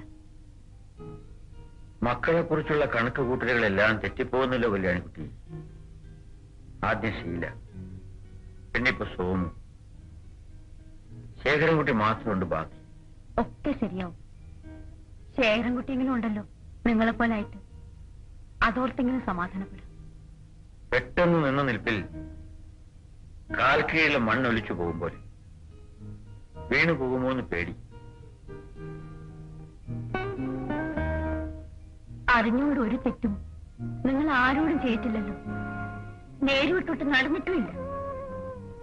ഓരോ പരീക്ഷണങ്ങളാണെന്ന് കരുതിയാ മതി. എല്ലാം ശരിയാവും. സമാധാനപ്പെടും. ഞാനാ പറയണ. സോമുവും നേർവഴിക്ക് വരും. ധിക്കരിക്കാൻ നിന്ന ശീല വന്നില്ലേ? ഈശ്വരൻ ഒരിക്കലും നിങ്ങളെ തോൽപ്പിക്കില്ല. എപ്പോഴും എന്തെങ്കിലും പ്രശ്നങ്ങൾ വരുമ്പോ ഞാൻ ആദ്യം വാടിപ്പോകാറ്. അപ്പോഴൊക്കെ എനിക്ക് ധൈര്യം തരുന്ന നിങ്ങളെ എങ്ങനെ തളർന്നു പോയാൽ പിന്നെ ഞാൻ എങ്ങനെ പിടിച്ചു നിൽക്കും? അതെങ്കിലും നിങ്ങൾ ഓർത്തു. ശരിയാണ്, താൻ പറഞ്ഞതാണ് ശരി. പരീക്ഷണങ്ങൾ വരുമ്പോൾ തളർന്നുകൂടാ, അല്ലേ? ഞാൻ തോറ്റിട്ടില്ല, തോൽക്കുകയുമില്ല. എല്ലാം വിധി പോലെ വരട്ടെ. ഏതായാലും ബാലനെ കാണാൻ കഴിഞ്ഞത് നന്നായി. സോമന്റെ കഥകളൊക്കെ കേട്ടല്ലോ. അമ്മ പറഞ്ഞു. ഇളയവനായതുകൊണ്ട് എല്ലാവരും അവനെ ലാളിച്ചോടണം. അതിനവൻ വഷളായി. സത്യത്തിൽ ആളുകളുടെ മുഖത്ത് നോക്കാൻ വിഷമമുണ്ട്. ന്യായം വിധിക്കാൻ നടക്കുന്ന ഞാൻ എന്റെ സ്വന്തം കുട്ടികളെ നേരെ വളർത്താൻ കഴിവില്ലെന്ന് വന്നാൽ സാറ് വിഷമിക്കാതെ, സോമുന്റെ മനസ്സ് മാറും എന്ന് പ്രതീക്ഷിച്ച് സമാധാനിക്കല്ലാതെ മറ്റെന്താ ചെയ്യുക? മനസ്സിലുള്ള വിഷമങ്ങൾ ആരോടെങ്കിലും തുറന്നു പറഞ്ഞാൽ അതൊരാശ്വാസമാണ്. അതും ബാലനോടാവും. എനിക്ക് ബാലനും സോമു ഒരുപോലെയാണ്. ഞാൻ സോമുനോട് സംസാരിക്കാം. സോമുവിനോടോ? അതെ സാർ, എനിക്കാവുമ്പോ അവനോട് എന്ത് സ്വാതന്ത്ര്യം എടുക്കാമല്ലോ. ഞാൻ സംസാരിക്കാം സാർ. പറഞ്ഞ് ഞാൻ മടുത്തതാണ്. ശേഖരൻകുട്ടിയുടെ വാക്കുകൾ പണ്ടേ അവൻ ചെറുത്തിട്ടേ ഉള്ളൂ. ഇനിയിപ്പോ ബാലൻ... ഞാൻ പറഞ്ഞു നോക്കാം. ചിലപ്പോ അവന്റെ മനസ്സിൽ ഒരു ചെറിയ മാറ്റം ഉണ്ടാക്കാൻ കഴിഞ്ഞെങ്കിലോ. ബാലന്റെ ഇഷ്ടം ഇനിയിപ്പോ ഫലം ഉണ്ടായില്ലെങ്കിലും ശ്രമിച്ചു എന്നുള്ള സമാധാനമെങ്കിലും ഉണ്ടല്ലോ. അച്ഛനെ പോലെയാണ് സാർ എനിക്ക്. സാറിന്റെ മനസ്സിലെ ഈ വിഷമം കാണുമ്പോൾ ഞാൻ ഇന്ന് തന്നെ അവനോട് സംസാരിക്കാം. Wish you all the best.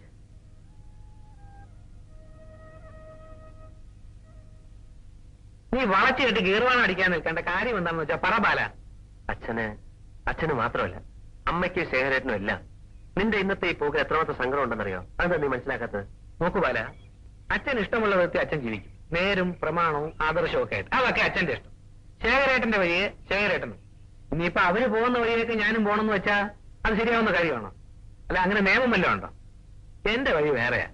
കാവി കൊടുക്കാണ്ട് സന്യാസ വേഷം കിട്ടിയ ആളെ ഞാനില്ല. എനിക്ക് ജീവിക്കണം. ജീവിതം അറിഞ്ഞുകൊണ്ട് ജീവിക്കണം. പക്ഷെ സോമു, നിന്റെ തോന്നൽ തന്നെ ശരിയല്ല. നീ തെറ്റായ വഴിയിലൂടെ പോകുന്നുണ്ടല്ലേ അവരെ എന്നെ എതിർക്കുന്നത്. നിർത്തി, വേറെ വല്ലതും പറയാനുണ്ടെങ്കിൽ പറയണേ. എനിക്ക് പറയാൻ ഇത് മാത്രമേ ഉള്ളൂ. നീ ഒന്ന് ആലോചിച്ച് നോക്ക്. നിനക്ക് എന്നെ അത് ബോധ്യപ്പെടും. നിന്റെ ഈ സുവിശേഷ പ്രസംഗം നിർത്തരുത്. ദിവസവും 3 നേരം ഉപദേശ പ്രസംഗം കേട്ട് മടുത്തു. ഇനി നിന്റെ വക വേറെ. എനിക്കിതൊന്നും സഹിക്കാനും വയ്യ, എനിക്കിതിനോട്ട് മനസ്സുമില്ല. എനിക്ക് വേറെ ജോലിയുണ്ട്.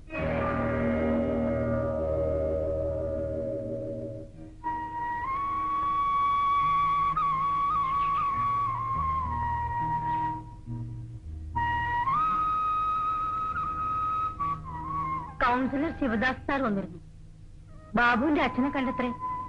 നമ്മൾ പിന്നിൽ നിന്ന് ഈ കല്യാണം നടത്തിക്കൊടുത്തു. അതിന് പക വിട്ടിട്ടേ ബാക്കി കാര്യമുള്ളൂന്ന വാശിയില്ല. എനിക്ക് കേട്ടിട്ട് പേര് തോന്നുന്നുണ്ടാവും. എന്നോട് എന്ത് പക വിട്ടാൻ? കൂടിപ്പോയാൽ മുകളിൽ ആവശ്യമില്ലാത്ത സ്വാധീനം ചെലുത്തും. മാക്സിമം ഒരു ട്രാൻസ്ഫർ ചെയ്യിച്ചോട്ടെ. എവിടെ പോയാലും ഡിസ്ട്രിക്ട് ഹെഡ്ക്വാർട്ടേഴ്സ് ആയിരിക്കും. ഇതുപോലൊരു വീടും ചുറ്റുപാടുകളും ഉണ്ടാവും. പിന്നെന്താ? എന്നാലും ഒരെന്നാലുമില്ല. സ്വന്തം മനസാക്ഷിയുടെ മുമ്പിൽ തെറ്റിയാത്തിടത്തോളം കാലം ആർക്കും ആരെയും ഒന്നും ചെയ്യാൻ പറ്റില്ല. എവിടെയെങ്കിലും ഒരു നിഴൽ അനങ്ങുന്നതുണ്ട്. പേടിക്കല്ല വേണ്ടത്. എന്തു വന്നാലും നേരിടാനുള്ള തന്റെ ഇടത്തിൽ ഉറച്ചു നിൽക്കണം. എങ്കിലല്ലേ എനിക്കൊരു ബലമാകൂ. അച്ഛാ, ഒരു കാര്യം പറയാനുണ്ട്. എന്താ ബാബു? എനിക്ക് ജോലി കിട്ടി. കൺഗ്രാജുലേഷൻ. എവിടെ? ഞങ്ങളുടെ കോളേജിലെ പ്രൊഫസറായിരുന്ന റിട്ടയർ ചെയ്ത രാമകൃഷ്ണൻ സാറിന്റെ പാരലൽ കോളേജിൽ ലെക്ചറിനായിട്ട്. ഗുഡ്. നാളെ തന്നെ ജോയിൻ ചെയ്യണം. എന്റെ പ്രാർത്ഥന ഉണ്ടാ മോൻ ജോലി കിട്ടിയ. കേട്ടോ ബാബു, ബാബു കഷ്ടപ്പെട്ട് പഠിച്ചതും ജോലി അന്വേഷിച്ച് നടന്നതും ഒക്കെ വെറുതെയായി. മുഴുവൻ ക്രെഡിറ്റും അമ്മ തട്ടിയെടുത്തു. തുടക്കത്തിൽ 450 രൂപ തരും. 450 is a good sum to start with. എന്റെ ആദ്യത്തെ ശമ്പളം എത്രയായിരുന്നു അറിയാമോ? 72 രൂപ. പിന്നെ അച്ഛാ, കാര്യങ്ങളെല്ലാം രാമകൃഷ്ണൻ സാറിനോട് പറഞ്ഞു. കോളേജിനടുത്ത സാറിന് വീട്. അവിടെ പേരിന്റെ ഔട്ട് ഹൗസ് ഉണ്ട്. ഒരു വരാന്ത, ഒരു മുറി, പിന്നെ ഒരു അടുക്കള. എനിക്കാവുമ്പോ ഒരു നോമിനൽ റെന്റിന് തരാമെന്ന് പറഞ്ഞു. 75 രൂപയേ ഉള്ളൂ. ബാബു എന്താ ഈ പറയുന്നത്? എഴുപിടിന്ന് വാടകയ്ക്ക് വീടെടുത്ത് മാറിയിട്ട് ഇപ്പൊ എന്താ കാര്യം? ഇവിടെ അസൗകര്യങ്ങളൊന്നും ഉണ്ടായില്ലല്ലോ. അതുകൊണ്ടല്ലമ്മേ, എപ്പോഴായാലും വേണം. എത്ര നേരത്തെ ആവുന്നോ അത്രയും നല്ലതല്ലേ. കോളേജിന്റെ അടുത്താവുമ്പോ ബാക്കിയുള്ള സമയം വെറുതെ പോവില്ലല്ലോ. പിന്നെ IASന് പ്രിപ്പയർ ചെയ്യണമെന്നുണ്ട്. ശീലയ്ക്കും പെട്ടെന്ന് വിടാമല്ലോ. അങ്ങനെ ഇപ്പൊ വേണ്ട. ഞാൻ വിടാനുള്ളത് നിശ്ചയിച്ചിട്ടില്ല. ബാബു പറയുന്നതാണ് ശരി.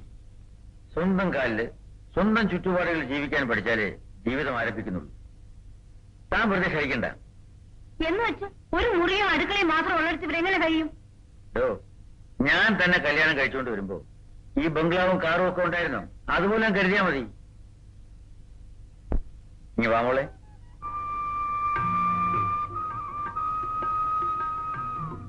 ബാബുവിന്റെ സൗകര്യങ്ങളിൽ ഒതുങ്ങിക്കൂടി ജീവിക്കാൻ കഴിഞ്ഞാലേ ഇവളൊരു നല്ല ഭാര്യയാകും.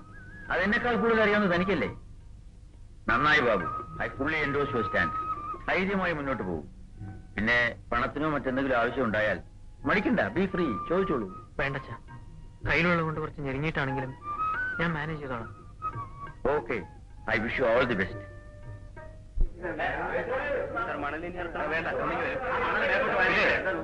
ഞാൻ ഉദ്യോഗസ്ഥ തരത്തിലല്ലോ നിങ്ങൾ ഈ ചെയ്തിരിക്കുന്നത്. ഇത് ശരിയായില്ലെന്നാ ഈ പറഞ്ഞത്. ഞാൻ നോക്കുന്നു.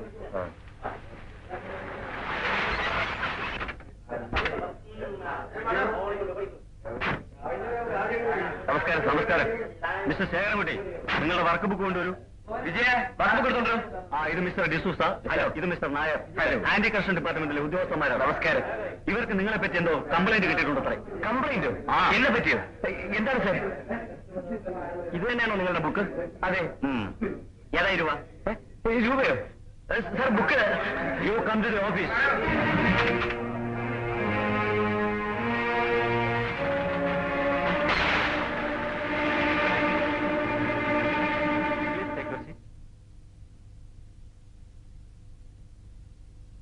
അപ്പോൾ ഈ നോട്ടുകൾ നിങ്ങളുടെ ബുക്കിൽ നിന്നും ഞങ്ങൾ കണ്ടെടുത്തത് നിങ്ങൾ നിഷേധിക്കുന്നുണ്ടോ? ഇല്ല സർ. പക്ഷെ ഈ ബുക്കിൽ ഇതെങ്ങനെ വന്നു എന്ന് എനിക്കറിയില്ല. ഈശ്വര, മനുഷ്യർ ഇങ്ങനെയും കള്ളം പറയൂ. ആ കോൺക്രീറ്റിന്റെ ബില്ലൊന്ന് പുട്ടപ്പിൽ കിട്ടാൻ വേണ്ടി 2 ആഴ്ചകളുടെ പുറകെ നടക്കുന്നു. ഒടുക്കം ഇതേ വഴിയുള്ളൂ എന്ന് ഇയാൾ എന്റെ മുഖത്ത് നോക്കി തുറന്നു പറഞ്ഞു. എന്റെ സാറന്മാരെ വേറെ വഴിയിലായിട്ടാ ആ നോട്ടുകൾ ഞാൻ എണ്ണിക്കൊടുത്തത്. എന്റെ കൺമുമ്പിൽ വെച്ചല്ലേ ഇയാൾ ബുക്കിനടിയിൽ വെച്ചത്? അനാവശ്യം പറയുന്നു. കേൾക്കൂ സാർ, തെളിവുകൾ നിങ്ങൾക്കെതിരാണ്. കേൾക്കൂ സാർ, ഇയാളുടെ വർക്കിന്റെ ബില്ല് സെറ്റിൽ ചെയ്തിട്ടില്ല എന്നുള്ളത് ശരിയാണ്. നമ്മുടെ റിക്വയർമെന്റ് അനുസരിച്ചുള്ള ക്വാളിറ്റി ഇയാളുടെ വർക്കിൽ ഇല്ല എന്ന കാരണത്താലാണ്. ഇയാളോട് പണം ചോദിക്കുകയോ വാങ്ങുകയോ ഒന്നും ഉണ്ടായിട്ടില്ല. പിന്നെ ഈ നോട്ടുകൾ നിങ്ങളുടെ ബുക്കിൽ എങ്ങനെ വന്നു? അതെനിക്കറിയില്ല സർ. അറിയില്ലെന്ന് കൈമലർത്തി പറഞ്ഞാൽ ഞങ്ങൾ വിശ്വസിക്കണമോ? ഞാൻ 100% ഇന്നസെന്റ് ആണ് സർ. ഇവർ എന്നെ കരുതിക്കുട്ടി ട്രാപ്പ് ചെയ്യാണ്. Evidence is what counts. ഇവിടെ തെളിവുകൾ നിങ്ങൾക്ക് എതിരാണ്. I am sorry. സമ്മതിച്ചിരിക്കുന്നു വാസു. താനാളൊരു ജഗജ്ജാല വീരൻ തന്നെ. ഇത് വലിയ കാര്യം മറ്റാണോ ഭാസ്കര? ഇപ്പോഴത്തെ കാലത്ത് ഒരാളുടെ ചീട്ട് കയറിക്കാമെന്ന് വെച്ചാൽ നിസ്സാരമല്ലേ? പിന്നെ വല്ലവനെ സഹായിക്കണം എന്ന് പറഞ്ഞാലേ പ്രയാസമുള്ളൂ. ഞാൻ ഇവിടുത്തെ ട്യൂൺ അങ്ങ് കയ്യിലെടുത്തു. പിന്നെ ഒക്കെ മനസ്സിൽ കണ്ട പോലെ നടന്നു. കഴിക്കാൻ വല്ല നേരത്തെ തയ്യാറാ. ഇനിയിപ്പൊ കാണാമല്ലോ നേരസ്ഥൻ ജഡ്ജി അദ്ദേഹത്തിന്റെ തനിനിറം. എന്റെ കാര്യത്തിന് ഒരു ശുപാർശ ചെയ്യണമെന്ന് പറഞ്ഞപ്പോഴേ എതിര് കാട്ടാൻ 7 അല്ല 14 മുഴമായിരുന്നു നാക്ക്. ചെറുക്കൻ കൈക്കൂലി വാങ്ങിയതിന് സസ്പെൻഷനും വാങ്ങിച്ചു നിൽക്കുമ്പോ ഇയാൾ ആരോടെങ്കിലും വിളിച്ച് പറയുമോ ഇല്ലയോ എന്നൊന്ന് കാണണോ? 2.5 തരമല്ലേ? ചോദിക്കാനുണ്ടോ? സ്വന്തം കാര്യം വരുമ്പോ ആദർശവും പ്രമാണം എടുത്ത് ചുരുട്ടി തലണക്കഴി വയ്ക്കും. അല്ലെങ്കിൽ കണ്ടോ? എനിക്ക് അയാളുടെ മുഖത്ത് നോക്കി കല്ല് വെച്ച 2 നല്ല വർത്തമാനം പറയണം.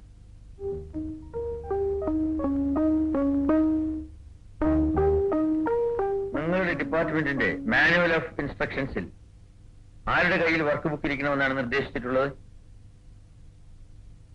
എന്താ ചോദിച്ചത് കേട്ടില്ലേ? എന്റെ കയ്യിൽ. എന്നിട്ട് അന്ന് അവർ ആ നോട്ട് കണ്ടുപിടിക്കുമ്പോ വർക്ക് ബുക്ക് ആരുടെ കയ്യിലായിരുന്നു? അതച്ചാ answer to the point. Work സൈറ്റിലെ മേശപ്പുറത്ത്. അതവിടെ കൊണ്ടുവച്ചതോ? പ്യൂൺ. അത് നിർദ്ദേശങ്ങൾക്ക് വിരുദ്ധമല്ലേ? പക്ഷേ എല്ലാവരും അത് തന്നെയാണ് അച്ഛാ ചെയ്യുന്നത്. വർക്ക് ബുക്ക് ഞങ്ങൾ തന്നെ കൈ കൊണ്ട് നടക്കുക എന്ന് പറഞ്ഞാൽ അസൗകര്യമാണ്. മാനുവലിൽ അതാണ് പറയുന്നതെങ്കിലും പ്യൂൺസിന്റെ കയ്യിൽ ഏൽപ്പിക്കുകയാണ് സാധാരണ പതിവ്. സൗകര്യങ്ങൾ നോക്കി നിർദ്ദേശങ്ങൾ പാലിക്കാതിരുന്നതിന്റെ വിലയാണ് നീ എന്ന് കൊടുക്കുന്നത്. നേരെ മറിച്ച് ബുക്ക് നിന്റെ കയ്യിലായിരുന്നെങ്കിലോ? നിന്നെ ചതിക്കാനുള്ള ഒരു അവസരം ആസ് യു സേ ആർക്കെങ്കിലും കിട്ടുമായിരുന്നു? ഇല്ല. അപ്പോ തെറ്റിന്റെ തുടക്കം നിന്റെ അടുത്ത് തന്നെയാണ്. നീ ചെയ്ത ചെറിയ തെറ്റ് അറിഞ്ഞോ അറിയാതെയോ വലിയ തെറ്റിന്റെ പങ്കാളിത്തം നേടുത്തുന്നു. എന്നാലും ശേഖരൻകുട്ടി കൈക്കൂലി മേടിച്ചിട്ടില്ലല്ലോ. അതിനല്ലേ അവരിവനെ ശിക്ഷിച്ചത്? വാങ്ങിയിട്ടില്ലെന്ന് ആര് പറഞ്ഞു? ഇവൻ പറയുന്നു. 500 രൂപയ്ക്ക് വേണ്ടി ഞാൻ എന്റെ മനസാക്ഷി വെക്കുമെന്ന് അച്ഛൻ കരുതുന്നുണ്ടോ? എന്റെ കരുതലുകൾക്കോ അനുമാനങ്ങൾക്കോ അല്ല ഇവിടെ പ്രസക്തി. തെളിവുകൾ നിനക്കെതിരാണ്. നീ കൈക്കൂലി വാങ്ങിയിട്ടില്ലെന്ന് തെളിയിക്കാൻ നിനക്ക് സാധിച്ചിട്ടില്ല. ഒരു അച്ഛനെന്ന നിലയിൽ എന്റെ മകൻ നിരപരാധിയായിരിക്കണമെന്ന് ഞാൻ ആഗ്രഹിച്ചു. പക്ഷെ അതൊരു സ്വകാര്യ മോഹം മാത്രമാണ്. തെളിവുകൾ സംശയത്തിനപ്പുറത്ത് സ്ഥാപിച്ച ഒരു കുറ്റത്തെ സ്വകാര്യ മോഹത്തിന്റെ പേരിൽ അവഗണിക്കാൻ എനിക്കാവില്ല. എന്റെ കൺമുമ്പിൽ നീ കുറ്റക്കാരനാണ്. സസ്പെൻഷൻ ഓർഡർ ഒപ്പിട്ട് വാങ്ങുമ്പോൾ ഞാൻ പതറിയില്ല. ഞാൻ നിരപരാധിയാണെന്ന് വിശ്വസിക്കാൻ, അതിന് സാക്ഷ്യം വഹിക്കാൻ എന്റെ അച്ഛനുണ്ടാവുമെന്ന വിശ്വാസം എനിക്ക് ധൈര്യം തന്നു. എന്റെ മകൻ ഇത്തരത്തിൽ നിയമവിരുദ്ധമായ ഒരു പ്രവൃത്തി ചെയ്യില്ലെന്ന് അച്ഛൻ വിളിച്ചു പറഞ്ഞാൽ അവർ കെട്ടിച്ചമച്ച ആരോപണങ്ങളെക്കാൾ ശക്തി ആ വാക്കുകൾക്കുണ്ടാവുമെന്ന് ഞാൻ വ്യാമോഹിച്ചു. Maybe I was wrong. സംശയത്തിന് റോങ്, ഡെഫിനറ്റ്ലി റോങ്. ആരോപണങ്ങളിൽ നിന്ന് രക്ഷപ്പെടാൻ ഞാൻ നിനക്ക് വേണ്ടി ശുപാർശ ചെയ്യുമെന്ന് വിശ്വസിക്കാൻ പാടില്ലായിരുന്നു. ഞാൻ ശുപാർശ ചെയ്യുമായിരുന്നെങ്കിൽ അന്ന് ഷീലയ്ക്ക് വേണ്ടി ബാബുവിന്റെ അച്ഛൻ പറഞ്ഞപ്പോൾ ഞാൻ ചെയ്യാമായിരുന്നു. അറ്റ്ലീസ്റ്റ് അതെങ്കിലും നീ ഓർക്കാത്തുണ്ട്. അവർ ആവശ്യപ്പെട്ടത് തെറ്റായ ഒരു കാര്യത്തിനാണ്. ഞാൻ ആവശ്യപ്പെടുന്നത് ശരിയായ കാര്യത്തിനാണെന്ന് നീ പറയുന്നു. പക്ഷെ ശരിയും തെറ്റും തീരുമാനിക്കേണ്ടത് നീയും ഞാനുമല്ല, നിയമമാണ്. നിയമത്തിന് വലുത് തെളിവാണ്. ഇനിയും നിനക്ക് മനസ്സിലായില്ലെങ്കിൽ I am sorry. I am really sorry my dear son, but I can't help it.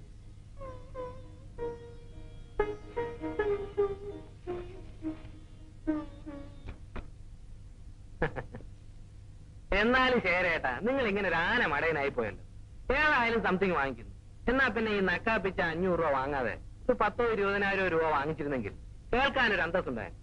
ഒന്നുമില്ലെങ്കിലും എന്റെ ചേട്ടൻ സസ്പെൻഷൻ വാങ്ങിയത് ആണുങ്ങളെ പോലെ 20,000 ബക്സ് വാങ്ങി പോക്കറ്റിൽ ഇട്ടുകൊണ്ടാണ്. ഇതതും ഇല്ലാണ്ട് നാണക്കേട്.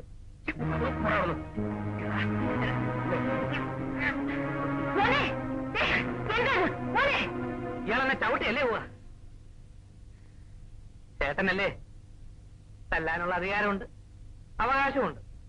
കൊണ്ടത് ഞാനങ്ങ് സഹിച്ചു.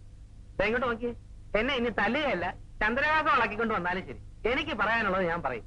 ശേഖരേട്ടൻ ഈ ലോകത്ത് ജീവിക്കാൻ പറ്റിയതല്ലെന്ന്. നീ എന്തൊക്കെയാ പറയണത്? അമ്മയും കൂടി കേൾക്കാൻ വേണ്ടി തന്നെ ഈ പറയുന്നത്.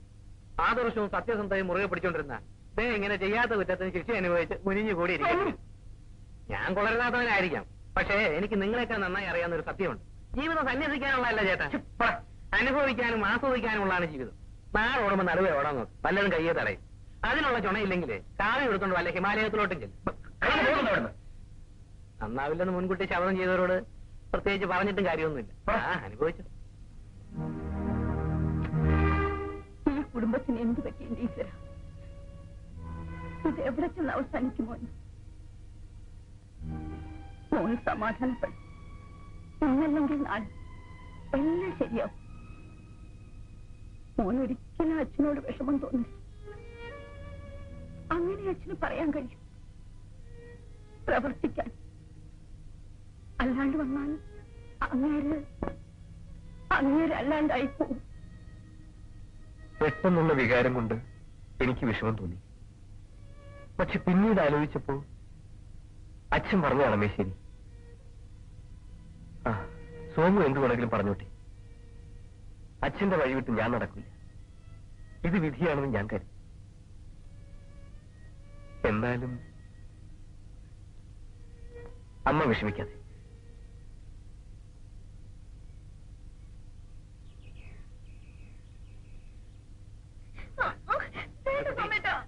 ഒരു കാര്യം അയ്യോ അമ്പിളിക്കുട്ടി, ഞാൻ പറയുന്നൊന്നും അയ്യോ ഞാൻ ഒന്നും ചെയ്യാനില്ല അമ്പിളിക്കുട്ടി. അമ്പിളിക്കുട്ടി എന്റെ അടുത്ത് അമ്പിളിക്കുട്ടി, ഞാൻ ചെവിയിൽ ഒരു കാര്യം പറഞ്ഞിട്ടുണ്ട്.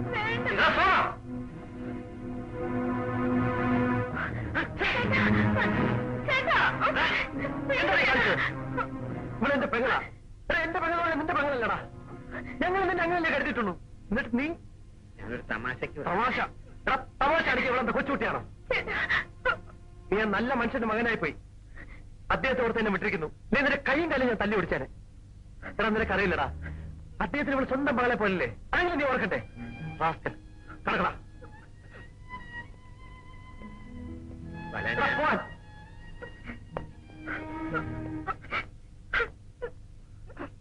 അമ്മയോടെ മാർക്കറ്റിൽ പോയി.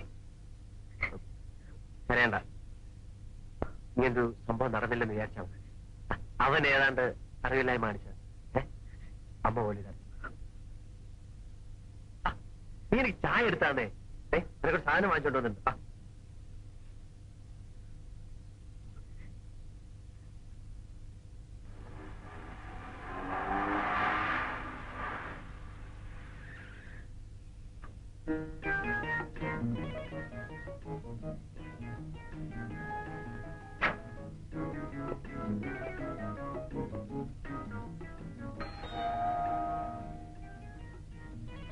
ആരാ?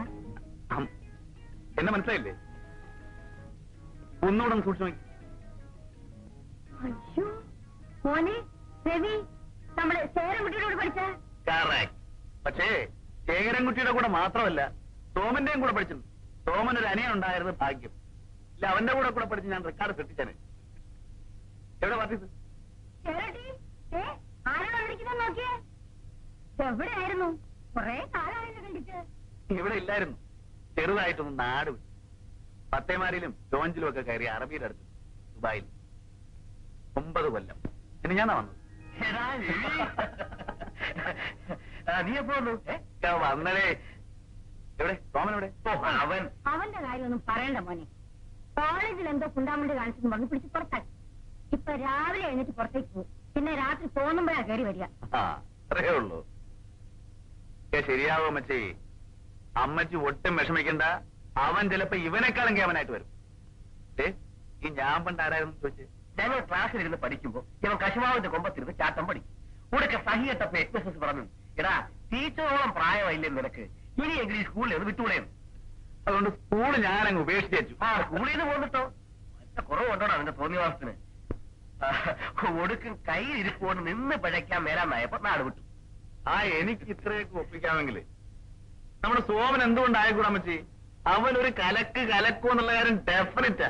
അല്ലാതെ ഇവനെ പോലെ മണങ്കൂസറായിട്ടൊന്നും അവൻ നിൽക്കത്തില്ല. ധൈര്യമായിട്ടിരിക്കും. അങ്ങനെ ആവണമെന്നാണ് മോനെ എന്റെ പ്രാർത്ഥന. അച്ഛൻ ഉള്ളത് പറഞ്ഞ എഡ്ജി സാറിന്റെ മുഖത്ത് നോക്കി ഒന്ന് സംസാരിക്കാൻ പോലും എനിക്ക് എപ്പോഴും പേടിയാ. പണ്ട് വഴി വെച്ചെങ്ങനെ സാറിനെ കണ്ട ഞാൻ വല്ല ഇടവഴിയിലും കയറി നിന്നുകളെ. വഴി നടക്കുമ്പോ കയറി ശിക്ഷിച്ചു പറഞ്ഞാലോ? ഞാൻ ആദ്യമായിട്ടൊരു ശിക്ഷയെ കാണുകയല്ലേ.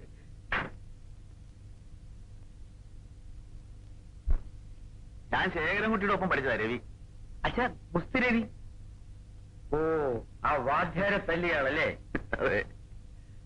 ഇപ്പൊ എന്ത് ചെയ്യുന്നു? ഇപ്പൊ ദുബായിലാ. ദുബായിൽ എന്താ പണി? ചെറിയ ബിസിനസ് ഒക്കെ ഉണ്ട്. ബിസിനസ് ഒക്കെ എങ്ങനെയാണ്? അവിടെ പോയി കുഴപ്പമുണ്ടാക്കി പലരും ഇവിടെ വന്നിട്ടുണ്ട്. തയ്യാറാക്കൊന്നും ഉണ്ടാക്കരുത്. ഇല്ല സർ, ഞാനിപ്പോ വരാം. മോനിരിക്കെ, നീ ഇവിടെ ഇരിക്കടാ. മോനിവിടെ ഇരിക്കും. ഞാൻ ചെന്ന് കഴിക്കാൻ എന്തെങ്കിലും എടുത്തോണ്ട് വരാം. അയ്യോ പറ്റത്തില്ല, ഞാനും ശേഖരൻകുട്ടിയും കൂടെ ഒന്ന് പുറത്തിറങ്ങിട്ട് വരാം. എടാ പാലം വിളിക്കണം. ഏയ്, ഇത്രയും കാലം കഴിഞ്ഞ് വന്നിട്ട് ഒന്നും കഴിക്കാതെ പോവുക, അത് പറ്റില്ല. ഇവിടെ നിന്ന് എന്തെങ്കിലും കഴിക്കാതെ ഞാൻ പോകത്തില്ല. പോയാൽ എനിക്കൊട്ട് വിസയും കിട്ടുകയില്ല. ഞാൻ ഇനി ഒരു ദിവസം വരാം, പുള്ളിക്കാരനില്ലാത്തപ്പോ. ഞാൻ ചെന്ന് കാപ്പി കൊടുത്തിട്ട് വരാം. ഒന്ന് വേഗം റെഡിയാണോ? എനിക്ക് ചായ പോരാ.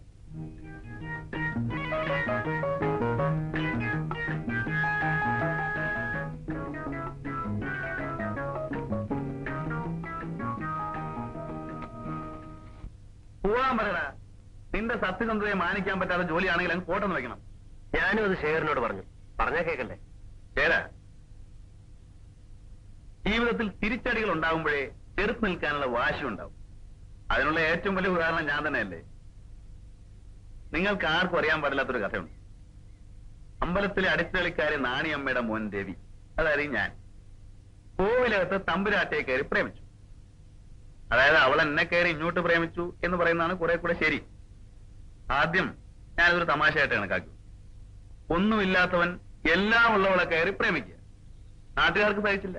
വഴക്കായി, വക്കാണമായി, പ്രശ്നമായി. എന്നാൽ ഇവന്റെയൊക്കെ മുമ്പില് എന്തെങ്കിലുമൊക്കെ ഒന്ന് ആയിട്ടേ ഉള്ളൂ ബാക്കി കാര്യമൊന്ന് ഞാനും ഒന്ന് തീരുമാനിച്ചു. ഇപ്പോ കൈ നിറയെ പണം, അറബിയുടെ കമ്പനിയിലെ പാർട്ട്ണർഷിപ്പുള്ള ബിസിനസ്, ആവശ്യത്തിലധികം നേടി, ആശിച്ചു ഒഴികെ. പാവം അവള് കാത്തിരുന്ന് മുഷിഞ്ഞിട്ടോ ചെറുത്ത് നിൽക്കാനുള്ള ശക്തി ഉള്ളാത്തതുകൊണ്ടോ എന്തുകൊണ്ടാന്നറിയില്ല വേറെ ആമ്പിള്ളേരോടെ പോയി 2-3 കുഞ്ഞുങ്ങളുമായി. എന്നിട്ടെന്താ, ഞാൻ താടിയും വളർത്തി ദുഃഖഗാനം പാടി ഇവിടെ കാണുന്നു? ഇല്ല, അങ്ങ് പോട്ടെന്ന് വെച്ചു. ശേഖരൻകുട്ടി, അനുഭവം കൊണ്ട് ഞാൻ പഠിച്ച പാഠമാണ്. തിരിച്ചടികൾ ഉണ്ടാകുമ്പോ മാറി നിന്ന് ചെറുങ്ങാനല്ല, മൂക്കിനെതാതെ നമുക്ക് മീശ വന്നിരിക്കുന്നു. എന്തും നെഞ്ചു വിരിച്ചെന്ന് നേരിടണം.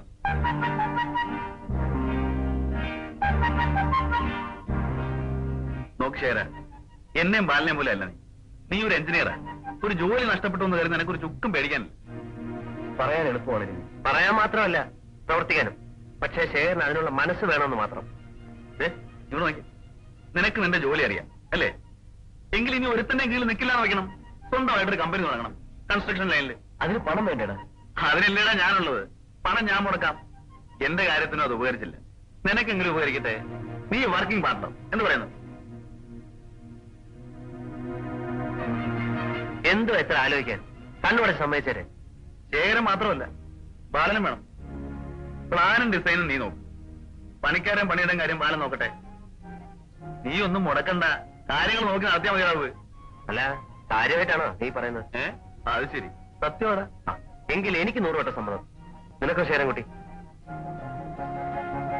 സമ്മതമാ? നമ്മുടെ കമ്പനിയുടെ ആദ്യത്തെ കോൺട്രാക്ട് ഞാൻ എടുക്കും. നമ്മുടെ അടിച്ചുകളിക്കാരി നാണിയമ്മയുടെ മോന് ഒരു വീട് വേണം. കോവിലകത്തിന്റെ മുമ്പില് 50 സെന്റ് സ്ഥലം പറഞ്ഞ വിലക്ക് ഞാൻ വാങ്ങി. അവിടെ എനിക്കൊരു കൊട്ടാരം പണിയണം. നാണി നിവാർ. വേണമെങ്കിൽ എനിക്ക് കോവിലകവും തമ്പുരാട്ടിയെ കിട്ടിയ കോളേജ് വാദ്യരുടെ കോളേജും വിലക്ക് വാങ്ങാം. എന്തിന്? എനിക്ക് പഴയതുപോലുള്ള വാശിയൊന്നുമില്ല. കാലപ്പഴക്കം കൊണ്ട് അതിന് ശക്തി ചോർന്നു പോയതാവാം.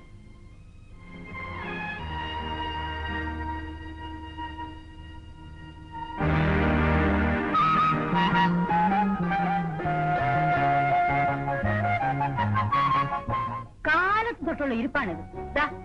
ഇത് കുടിച്ചിട്ടുള്ള പണി മതി. ഇനി അവിടെ വെച്ചേക്ക്.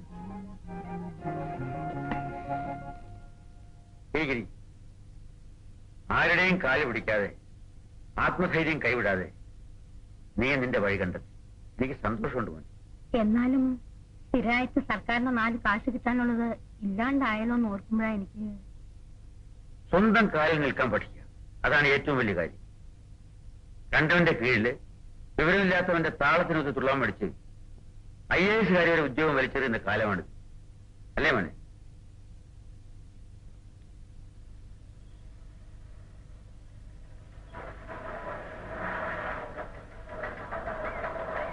നിർത്ത്. ജഡ്ജി അദ്ദേഹത്തിന്റെ മൂത്ത മോനല്ലേ? അതെ. ഞാനൊന്ന് വന്ന് കാണാനിരിക്കുകയായിരുന്നു. എന്താ? പാവങ്ങളാണേലും അഭിമാനമുള്ളവരാ ഞങ്ങൾ. എന്റെ മോക്ക് മാനുമര്യാദയായിട്ട് കോളേജിൽ പോകണം. അതിന് കുഞ്ഞിന്റെ അനുജന്റെ ശല്യം കാരണം പോട്ടെ എന്ന് കുറെ നാളായി ഞാൻ കരുതുന്നു. ഞാൻ എന്റെ ആൾക്കാരെ വിചാരിച്ചാൽ അവസാനിപ്പിക്കാൻ അറിയാനിട്ടല്ല, അടിച്ച് കാലോടിച്ചിടും. തെളിച്ചു പറയാൻ. പക്ഷെ ജഡ്ജി അദ്ദേഹത്തിന്റെ മോനെന്ന് അറിഞ്ഞപ്പോ, പണ്ട് വക്കീലായിരുന്നപ്പോ ഞങ്ങളുടെ ഭാഗത്ത് ഒരു കേസുണ്ടായിരുന്നു. പണമില്ലാഞ്ഞിട്ട് പോലും ന്യായം ഞങ്ങളുടെ ഭാഗത്തെന്ന് അറിഞ്ഞപ്പോ വാദിച്ച് ജയിപ്പിച്ചു തന്നതാ. അതൊക്കെ ഓർത്തിട്ടാ.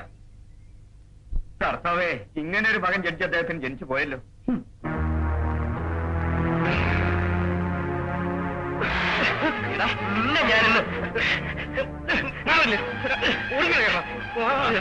ഞാനൊന്നും അറിയുന്നതാന്ന് ചെയ്യാമല്ലേ?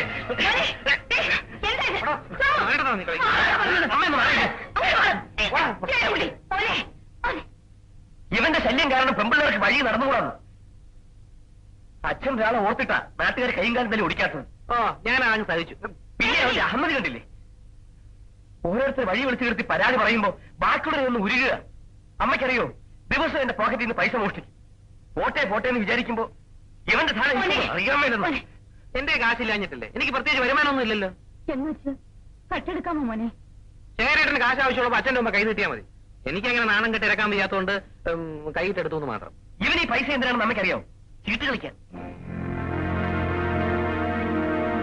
ദിവസവും രാവിലെ ഇവിടെ നിന്ന് ഇറങ്ങിപ്പോവും. അമ്മ ചോദിക്കുമ്പോ പറയും ലൈബ്രറിയിലേക്ക് പോവുകയാണ്. ശരിയാ, പക്ഷെ പോണത് അങ്ങോട്ടല്ല, അതിന്റെ മുകളിലത്തെ ചീട്ടുകളി ക്ലബിലേക്കാണെന്ന് മാത്രം. ഇങ്ങോട്ട് നോക്കി പറഞ്ഞതൊന്നും നിഷേധിക്കുന്നില്ല, ഒക്കെ സമ്മതിച്ചിരിക്കുന്നു. പോരെ? പക്ഷെ എന്ന് കരുതി മേക്കിട്ട് ഭരിക്കാനൊന്നും വരണ്ട. എന്ത് ചെയ്യണമെന്നും എങ്ങനെ ജീവിക്കണമെന്നും തീരുമാനിക്കേണ്ടത് ഞാനാ.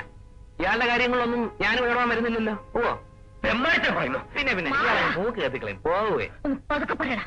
അച്ഛനിവിടെയുള്ളത് നിനക്ക് അറിഞ്ഞൂടെ?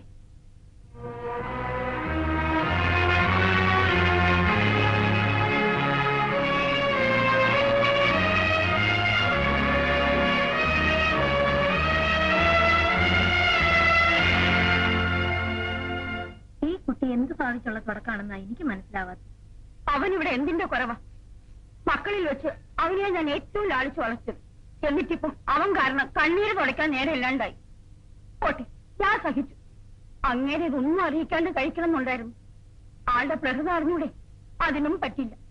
എല്ലാം കേട്ട് ഒരക്ഷരമില്ലാണ്ട് തിരിഞ്ഞൊരൊറ്റ നടം. പാവം, മനസ്സ് വല്ലാണ്ട് ദണ്ഡപ്പെട്ടിട്ടുണ്ടാവും. ഊന്നെ ആര് കണ്ടാലും അസൂയ തോന്നാൻ മാത്രം സന്തോഷം ഉണ്ടായിരുന്നുള്ള വീടായത്. എന്നിട്ടിപ്പം കണ്ണു പറ്റിയതാവും. അങ്ങനെ അങ്ങ് നിരാശപ്പെടാതെ. ഇന്നല്ലെങ്കിൽ നാളെ എല്ലാം കലങ്ങി തെളിഞ്ഞ് ശരിയാകും. വേറൊന്നിനും വേണ്ടിയിട്ടല്ലെങ്കിലും അദ്ദേഹത്തിന്റെ നല്ല മനസ്സിന്റെ പേരിലെങ്കിലും. പോ പൂച്ചേ.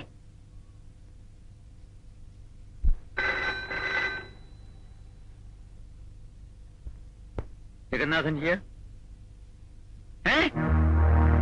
നമ്മുടെ അമ്പിളിയോ മരിച്ചെന്നോ? നീ എന്തായി പറയുന്നേ?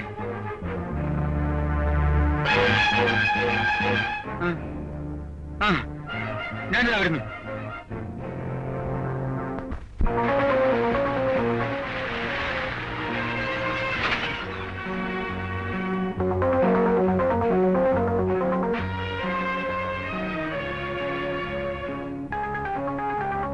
എന്താ ബാബു?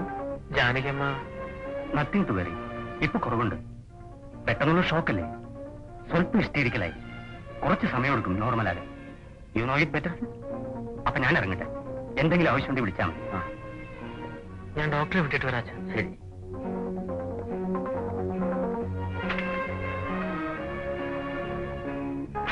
അമ്പിളി മരിച്ചു അറിഞ്ഞപ്പോട്ടുള്ള കരച്ചില്ല. എന്തൊരു പരാക്രമമായിരുന്നു. പാവം, ചന്തയിൽ പോയിട്ട് വരുമ്പോഴാ വീട്ടിലെ ആൾക്കൂട്ടവും ബഹളവും പോലീസും ഒക്കെ. ഞാനും ദേവും ചെന്ന് കൂട്ടിക്കൊണ്ടുവന്നു. അപ്പോഴേക്ക് വിവരം അറിഞ്ഞ് ബാബു ഷീല എത്തി. അത് വലിയ സമാധാനമായി കേട്ടോ. ഡോക്ടർ ഇഞ്ചക്ഷൻ കൊടുത്ത് മയക്കി കിടത്തിയിരിക്കുക. മോളടുത്തുണ്ട്.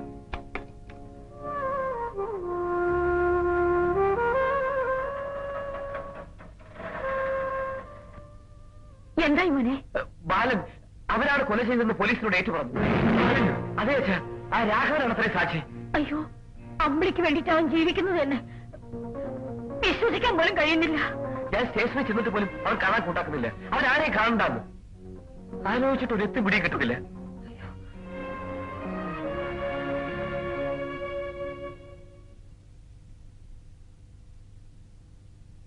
അമ്പിളിക്കൊല കേസ് സാറിന്റെ ബെഞ്ചിലേക്ക് അലോട്ട് ചെയ്തിരിക്കുകയാണ്.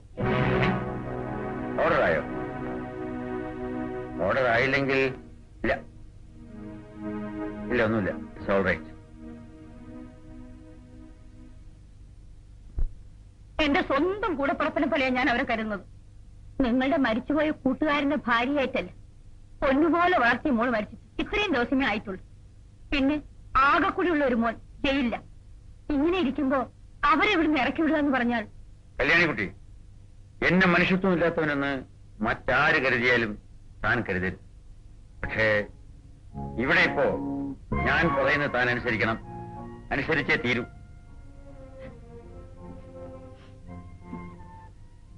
അമ്പിളിക്കൊല കേസിൽ വിധി പറയേണ്ട ജഡ്ജിയാണ് ഞാൻ. അമ്പിളിയും ബാലനും എനിക്ക് സ്വന്തം മക്കളെ പോലെയായിരുന്നു.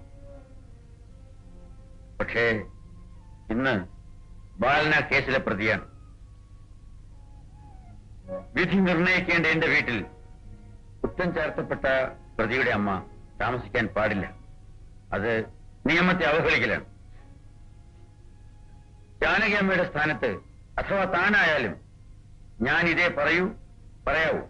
അച്ഛൻ ഇങ്ങനെയൊന്നും പറയരുത്. അമ്പിളിയുടെ അമ്മയെ ഇപ്പൊ ഇവിടെ ഇറക്കി വിട്ടാ ദൈവം പോലും പൊറുക്കില്ലച്ച. ശീലേ, അച്ഛൻ പറയുന്നതാ ശരി.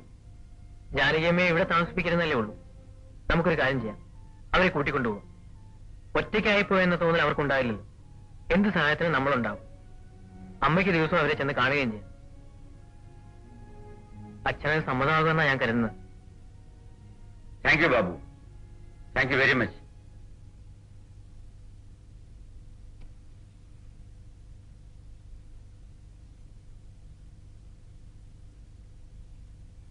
അന്ന് നമ്മൾ 3 പേരും കൂടെ ഇവിടെ വന്നിരുന്നത്. പാവം ബാലൻ അവനെങ്ങനെ ഇത് സംഭവിച്ചു എന്ന് എത്ര ആലോചിച്ചിട്ട് പിടികിട്ടുന്നില്ല. ജയിലിൽ ചെന്ന് കാണാമെന്ന് വെച്ചാൽ അതിനും അവൻ സമ്മതിക്കുന്നില്ല.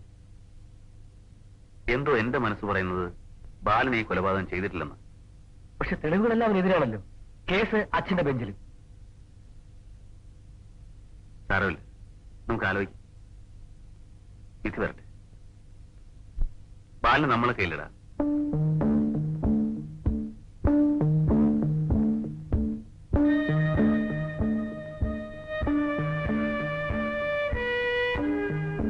ഇടയ്ക്കെല്ലാം ഞാൻ ആ വീട്ടിൽ പോകാറുണ്ട്. അന്നും അതുപോലെ ഞാൻ കടന്നു ചെന്നപ്പോൾ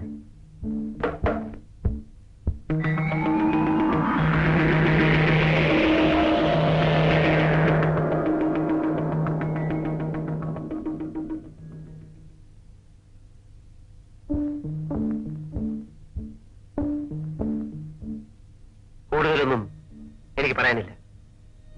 ഈ കൊലപാതകം ചെയ്തത് ഞാനാ. ഈ കുറ്റം ഞാൻ സമ്മതിച്ചിരിക്കുന്നു.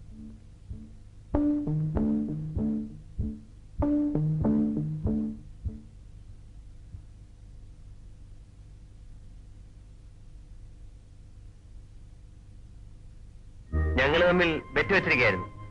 ദേവദാസക്കുറുപ്പിനെ വെറുതെ വിടുന്ന രാഘവേട്ടൻ, ശിക്ഷിക്കുമെന്ന് ഞാനും. അച്ഛനെ പോലാണ് സാർ എനിക്ക്.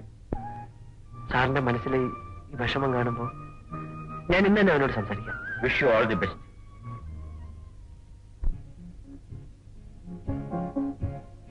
നീയല്ല നീതിപാലൻ, നിയമമാണ് നീതിപാലൻ. നീയല്ല നീതിപാലൻ, നിയമമാണ് നീതിപാലൻ. വികാരങ്ങളാണ് പ്രതികൾ, വികാരങ്ങൾ വാദികൾ. വികാരങ്ങളാണ് പ്രതികൾ, വികാരങ്ങൾ വാദികൾ. സാറേ, എന്റെ മോള് പോയി. ഇനി എനിക്ക് എന്റെ മോൻ മാത്രമേ ഉള്ളൂ. അവൻ കൂടെ ഇല്ലാണ്ടായാൽ ഞാൻ കാലെ പിടിക്കാം. എന്റെ മോനെ രക്ഷിക്കണം. ജാനകിയമ്മ ഇവിടെ വരാൻ പാടില്ലായിരുന്നു. ദയവ് ചെയ്ത് പോകൂ. എന്റെ മോനെ രക്ഷിക്കണം സാറേ. എനിക്ക് ആരുമില്ല. രക്ഷിക്കുന്നതും ശിക്ഷിക്കുന്നതും ഞാനല്ല ജാനകി, നിയമമാണ്. ഞാൻ നിയമത്തിന്റെ പ്രതിപുരുഷൻ മാത്രം. നിങ്ങൾ ദയവീത് പോകും. കല്യാണിക്കുട്ടി, ഇവരെ കൂട്ടിക്കൊണ്ടുപോകും.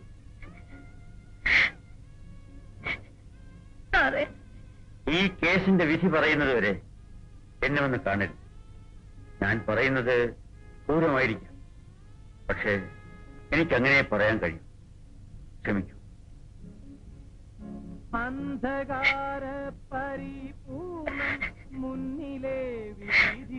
നിങ്ങൾ എന്നെ കാണാൻ ഇവിടെ വരുന്നതും എന്നെ സ്വാധീനിക്കാൻ ശ്രമിക്കുന്നതും കുറ്റകരമാണ്, നിയമവിരുദ്ധമാണ്. കല്യാണിക്കുട്ടി, നിനക്കെന്നെ ഇനിയും മനസ്സിലായിട്ടില്ലേ? ഇവരെ കൂട്ടിക്കൊണ്ടുപോകും. അന്ധകാര പരിപൂർണം മുന്നിലെ വീതി, പൊന്തി നിൽപ്പു കല്ലും മുള്ളും. ആ ഇറങ്ങിപ്പോയത് ആണെന്ന് അറിയില്ല അച്ഛന്. ഓർമ്മിപ്പിക്കണമെന്നില്ല. എന്നിട്ടാണോ അച്ഛൻ? ശേഖരൻകുട്ടി, സംസാരിക്കാൻ പോകുന്നത് അവരോടുള്ള സഹതാപം കൊണ്ടായാലും അല്ല ബാലനോടുള്ള സ്നേഹം കൊണ്ടായാലും വേണ്ട. I will not entertain any interference in my professional matters. അത് മകനിൽ നിന്നായാൽ പോലും. You get me? വാതിൽ അവിടെയാണ്. സ്വന്തം ധർമ്മം സ്വന്തം കർമ്മം നിന്റെ മേതിയടികൾ, ശങ്ക വേണ്ട മനസാക്ഷി നിന്നുടെ ജ്യോതി.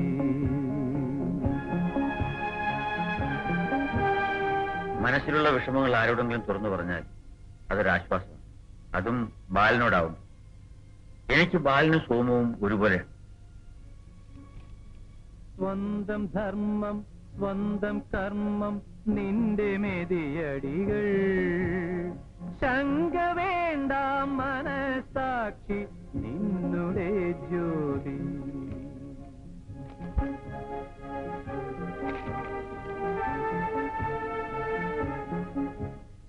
ഈ സമയത്താണ് നമ്മൾ കൂടുതൽ ജാഗ്രതയോടെ വല്ലതും ചെയ്യേണ്ടത്. ബാലനെ രക്ഷപ്പെടുത്താൻ എന്തൊക്കെ ചെയ്യാമോ അതെല്ലാം ചെയ്യാം. പക്ഷെ അവനത് ആവശ്യപ്പെട്ടോ ഇല്ലയോ എന്നുള്ളതല്ല പ്രശ്നം. അല്ലെങ്കിൽ തന്നെ ആരെങ്കിലും എന്തെങ്കിലും ആവശ്യപ്പെട്ട് നമ്മൾ ഓരോന്നും ചെയ്യുന്നു. നമുക്കിതൊന്നും നമ്മൾ ചെയ്യുന്നു. നിയമത്തിന്റെ എല്ലാ സഹായങ്ങളും ബാലിന് കിട്ടണം. കിട്ടും. നീ കണ്ടോ? എന്തോ ഓരോ ദിവസം ചെല്ലുന്തോറും മനസ്സിന്റെ ധൈര്യം ചോർന്നു പോകുന്നു. ഒന്നും പറയേണ്ട രീതി. ഞാൻ ആകെ അപ്സെറ്റ് ആയിരിക്കുകയാണ്. അമ്പിളിയുടെയും ബാലിന്റെയും കഥ ഇങ്ങനെ. കേസ് അച്ഛന്റെ കോർട്ടിലാണെന്ന് അറിഞ്ഞപ്പോൾ മനപ്രയാസം ആകെ ഇരട്ടിച്ചു. ഇതിനൊക്കെ പുറമെ സോമുവിന്റെ ഓരോ പോക്ക് വേറെ. അല്ലെങ്കിൽ മനസ്സിന്റെ സ്വയം നഷ്ടപ്പെട്ടിരിക്കുകയാണ് അച്ഛൻ. അതുകൊണ്ട് പലതും ഞാൻ അറിയിക്കാതെ കഴിച്ചു കൂട്ടുകയാണ്. നാട് മുഴുവൻ അതിന് കടമാണ്. കൊള്ളാവുന്ന കാര്യങ്ങൾക്കോ സ്ഥലത്തോ ആണെങ്കിൽ പോട്ടെ എന്ന് വെക്കാം. ഇതാണ് ബാറില്. പിന്നെ അവനെ എങ്ങനെ ഇതിൽ നിന്ന് പിന്തിരിപ്പിക്കണമെന്ന് എനിക്കൊരു പിടിയില്ല. ഈ വക കാര്യങ്ങളൊക്കെ നീ ഇടപെട്ടാൽ ശരിയാവില്ല. അതെനിക്ക് വിട്ടു തരും. ഞാൻ നോക്കിക്കോളാം.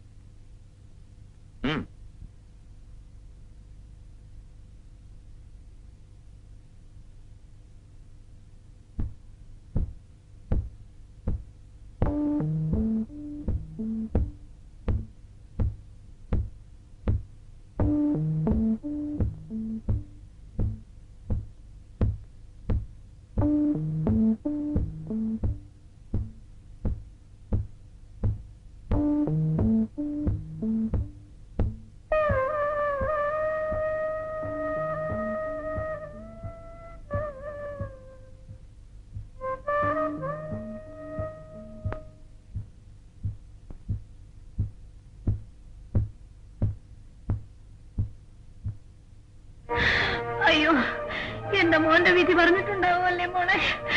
അയ്യോ, എന്റെ മോന്റെ വിധി പറഞ്ഞിരിക്കുമല്ലേ മോളെ? അയ്യോ, കല്യാണിക്കുട്ടി, എന്റെ വയറ്റിൽ തീ കോരിയിട്ടതുപോലെ. ഒന്ന് സമാധാനപ്പെടുത്തി. ഇവിടെ ഇങ്ങനെ ഇരിക്കുന്നതിലും ഭേദം അങ്ങോട്ട് പോകുന്നതായിരുന്നു. മോളെ ഷീല, മണി എത്രയായി? കല്യാണിക്കുട്ടി, അദ്ദേഹം എന്റെ മോനെ ശിക്ഷിക്കില്ലല്ലേ? വെറുതെ വിടുവല്ലേ ബാബു? മോൻ എന്താ ഒന്നും മിണ്ടാത്തത്? അയ്യോ, എന്റെ മോൻ. അദ്ദേഹം നല്ലവനാണ്. എന്റെ മോനല്ലാതെ എനിക്ക് ആരുമില്ലെന്ന് അദ്ദേഹത്തിന് അറിയാലോ. അദ്ദേഹം എന്റെ മോനെ വെറുതെ വിടുവല്ലേ കല്യാണിക്കുട്ടി? എന്താ ആരും ഒന്നും മിണ്ടാത്തത്? ആരെങ്കിലും എന്തെങ്കിലും പറയൂ. അയ്യോ, എന്റെ എന്റെ തല പൊട്ടിത്തെറിക്കും. കല്യാണക്കുട്ടി, അയ്യോ.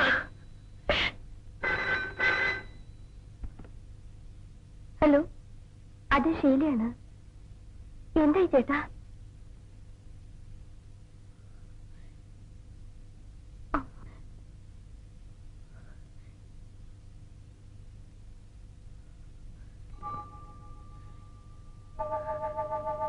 എന്താ മോളെ? പറയൂ മോളെ, പറയൂ, പറയൂ മോളെ. അത് റോങ് നമ്പർ ആയിരുന്നു, വേറൊരാണ്. നേരെ പറയൂ മോളെ. ആ,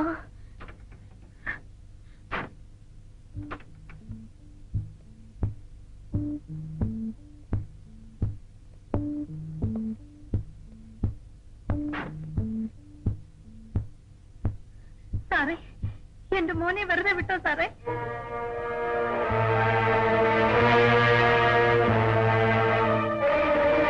സാറെന്താ ഒന്നും മിണ്ടാത്തത്? സാറേ, എന്റെ മോന്റെ വിധി എന്തായി? സാറേ, എനിക്ക് എന്റെ മോനെ തിരിച്ചു കിട്ടില്ലേ? അയ്യോ,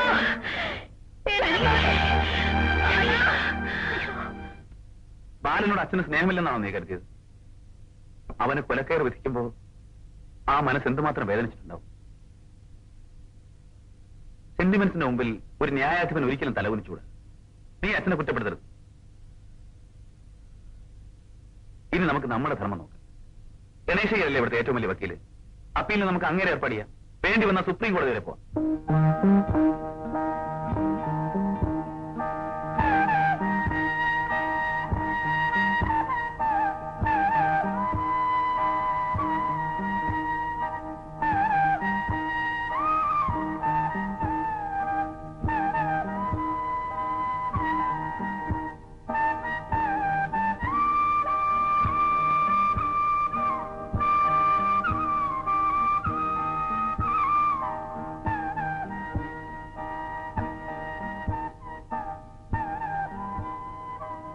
ഈ കേസിലെ മെയിൻ പ്രോബ്ലം എന്താണെന്നറിയാമല്ലോ. പ്രതി ഒരു തരത്തിലും ഡിഫൻഡിനോട് സഹകരിക്കുന്നില്ല. ഞാൻ ജയിലിൽ പോയിരുന്നു, അവിടെ ചെന്ന് ബ്രീഫ് ചെയ്യാമെന്ന് കരുതി. പക്ഷെ അയാൾ കാണാൻ പോലും സമ്മതിക്കുന്നില്ലല്ലോ. സാറിന്റെ ഒരു തോന്നൽ എങ്ങനെ? നമുക്ക് എന്തെങ്കിലും പ്രതീക്ഷിക്കാൻ? താൻ ഈ കൊലപാതകം ചെയ്തിട്ടില്ലെന്നും സമ്മർദ്ദങ്ങൾക്ക് വഴങ്ങിയാണ് ഇങ്ങനൊരു സ്റ്റേറ്റ്മെന്റ് കൊടുത്തതെന്നും മിസ്റ്റർ ബാലൻ പറഞ്ഞു കിട്ടിയാൽ ബാക്കി കാര്യം ഞാൻ ഏറ്റു. ഏതായാലും ഞാൻ ആശ വിട്ടിട്ടില്ല. എനിക്ക് ഈ കേസിൽ മറ്റെല്ലാത്തിനും ഉപരിയായി ഒരു പേഴ്സണൽ ഇൻട്രസ്റ്റ് ഉള്ള മിസ്റ്റർ വിക്ക് അറിയാമല്ലോ. ഞാൻ എന്റെ മാക്സിമം ശ്രമിക്കാം. Thank you sir.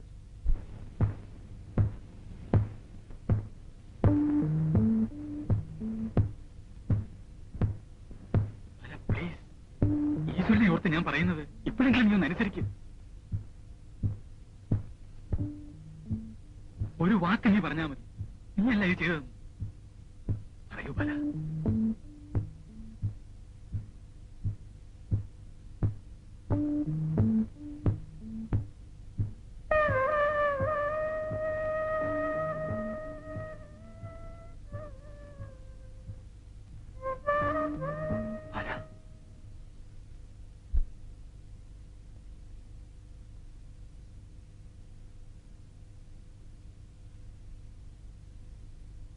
അച്ഛനൊന്ന് കോടതിയിലേക്ക് പോകാനാവില്ലെന്ന് എനിക്കറിയാമായിരുന്നു. കോടതിയിലേക്കെന്നല്ല, എവിടേക്കും അച്ഛനൊന്ന് പോകാനാവില്ല. ഇന്നായിരുന്നു ബാലിന്റെ അപ്പീലിന്റെ വിധി. കേട്ടോളൂ, അച്ഛൻ അഭിമാനിക്കാം. അച്ഛന്റെ വിധിയിൽ പഴുതുകൾ കണ്ടെത്താൻ ഗണേശർക്ക് കഴിഞ്ഞില്ല. ആ വിധി തിരുത്തുവാൻ മേൽക്കോടതിക്ക് കഴിഞ്ഞില്ല. അപ്പീലും ദയാഹർജിയും തള്ളി.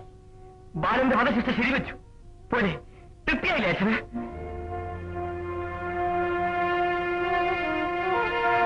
അടുത്ത 3-ാം തീയതി രാവിലെ ബാലനെ കഴിവരത്തിലേറ്റു.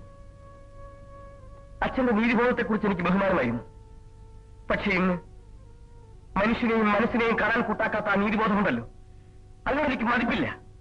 ജഡ്ജി ജഗന്നാഥന്റെ മകനാണെന്ന് പറയാൻ പോലും ഞാൻ ലജ്ജിക്കുന്നു. ശേഖരൻകുട്ടി, എന്നേക്കാൾ പഠിപ്പും വിവരമൊക്കെ നിനക്കുണ്ടാവും. പക്ഷേ ഇവിടെ നിനക്ക് തെറ്റിപ്പോയി. വികാരക്ഷോഭം കൊണ്ട് നീ എന്തൊക്കെയോ പറഞ്ഞു. ഈ മനുഷ്യന്റെ മകനാണെന്ന് പറയാൻ നിനക്ക് ലജ്ജയുണ്ടല്ലേ? നീ കരുതിയിട്ടുണ്ടാവും അഡ്വക്കേറ്റ് ഗണേശയ്യർ കോടതിയിൽ വീരോടെ വാദിച്ച് എന്റെ പണത്തിന്റെ മെടുക്കൊണ്ടാണെന്ന്. അല്ല ശേഖരൻകുട്ടി, അല്ല, ബാലന് വേണ്ടി ഞാൻ അയാളെ കാണാൻ ചെന്നപ്പോ നിന്റെ അച്ഛന്റെ കത്ത് വായിച്ചുകൊണ്ടിരിക്കുകയായിരുന്നു അയാൾ. നിയമത്തിന്റെ നിർദ്ദേശങ്ങൾക്ക് വഴങ്ങി തൂക്കുമരത്തിന് വിധിക്കേണ്ടി വന്ന ബാലനെ, സ്വന്തം മകനെപ്പോലെ സ്നേഹിക്കുന്ന ബാലനെ നിയമത്തിന്റെ പരിധിക്കുള്ളിൽ നിന്നുകൊണ്ട് തന്റെ വിധിയിൽ നിന്ന് രക്ഷപ്പെടുത്തുവാൻ സഹായിക്കണമെന്ന് ആവശ്യപ്പെട്ടുകൊണ്ട് ഒരു സുഹൃത്തെന്ന നിലയിൽ നിർബന്ധിച്ചുകൊണ്ട് ഇദ്ദേഹം എഴുതിയ കത്ത്.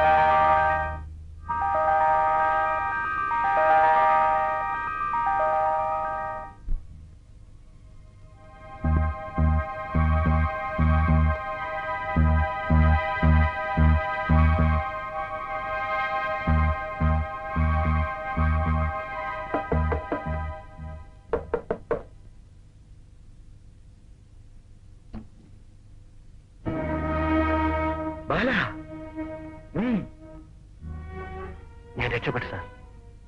ജയിലിൽ നിന്ന് പുറത്തു കിടന്നപ്പം ആദ്യം സാറിനെ കാണണം തോന്നി. അവിടെ ഞാൻ ഓടി വരിക. പോലീസിന്റെ പുറകെ ഉണ്ടാകും, വേഗം രക്ഷപ്പെട്ടുള്ളൂ. സാറിനെ തൂക്കാൻ വിളിച്ചതിൽ എനിക്കൊട്ടും വിഷമമില്ല. നീതിയും ധർമ്മവും മറന്ന് സാർ ഒന്നും ചെയ്യില്ലെന്ന് എനിക്കറിയാം. നീ വന്നത് ആരും അറിയണ്ട, വേഗം രക്ഷപ്പെടും. സാർ, ഒരു പക്ഷേ ഇനി എന്നെ കാണാനായെന്ന് വരില്ല. എന്റെ അമ്മ ഒറ്റയ്ക്കാണ്. ഞാനില്ലെങ്കിലും അവർക്ക് തണലായി സാറും സാറിന്റെ കുടുംബം ഉണ്ടാകണം. ഉണ്ടാകുമെന്ന വിശ്വാസത്തിൽ ഞാൻ പൊയ്ക്കോട്ടെ സാർ. ധൈര്യമായി പോകും. നിന്റെ അമ്മയ്ക്ക് ഞങ്ങളുണ്ടാകും. വേഗം രക്ഷപ്പെടും. ശരി സാർ. വേഗമാട്ടെ, വേഗം.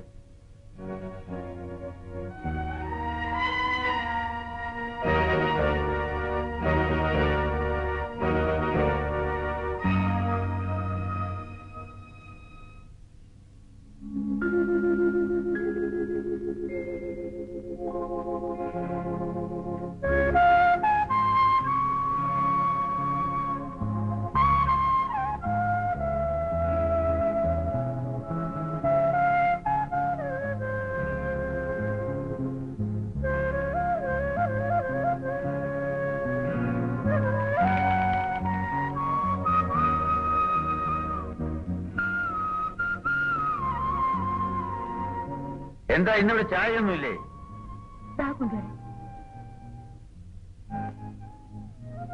ബാലൻ രക്ഷപ്പെട്ടു. ആ,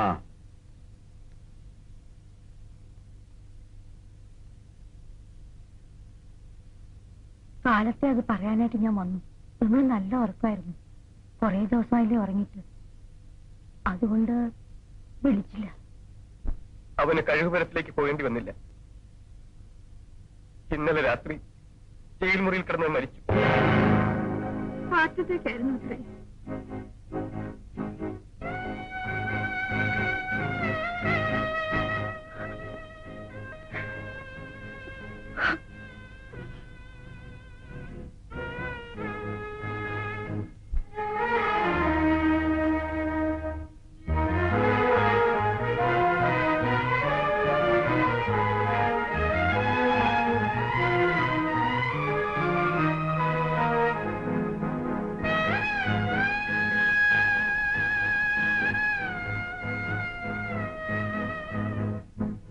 രക്ഷപ്പെട്ടു സാർ. ജയിലിൽ നിന്ന് പുറത്തു കിടന്നപ്പം ആദ്യം സാറിനെ കാണണം തോന്നി. അവിടെ ഞാൻ ഓടി വരിക.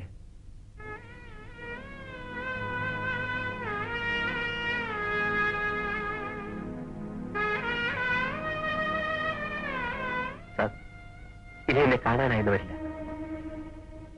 എന്റെ അമ്മ ഒറ്റയ്ക്കാണ്.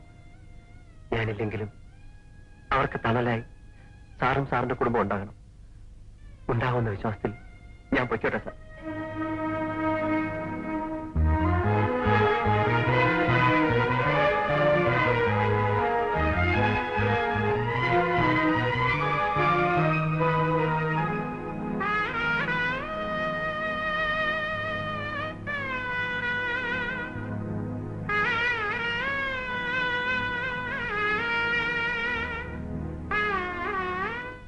കൊണ്ടുവാടാ. സാറേ, ഒന്ന് എഴുന്നേറ്റ് പോണം. എടാ, പോയി കൊണ്ടുവാടാ. ഇപ്പൊ തന്നെ ഒരുപാട് കഴിച്ചിരിക്കാം. ഒന്ന് എഴുന്നേറ്റ് പോണം. എന്നെ എണീറ്റ് പറയാൻ നീ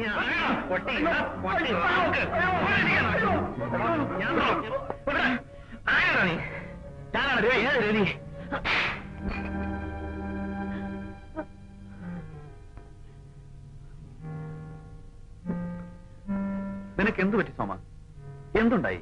ഞാൻ എന്റെ എല്ലാം മറക്കാൻ വേണ്ടിയിട്ടാണ് ഞാനിവിടെ വരുന്നത്. എന്ത് മറക്കാൻ? എന്ത് പറ്റി സമാധാനക്ക്?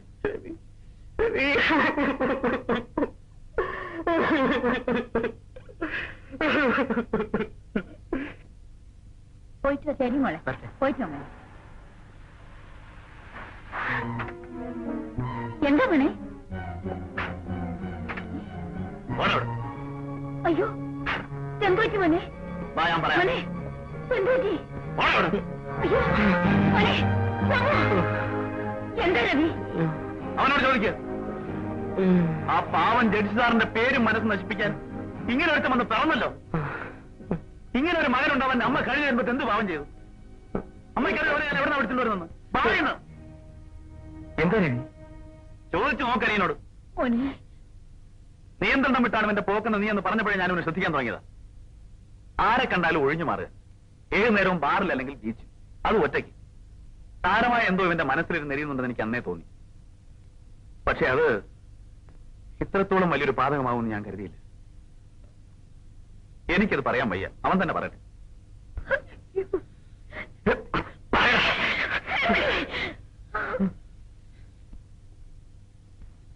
ഇത്രയും നാൾ എല്ലാം ഞാൻ ഒളിച്ചു വെച്ചത് സത്യം തുറന്നു പറയാനുള്ള ധൈര്യമില്ലാഞ്ഞിട്ട.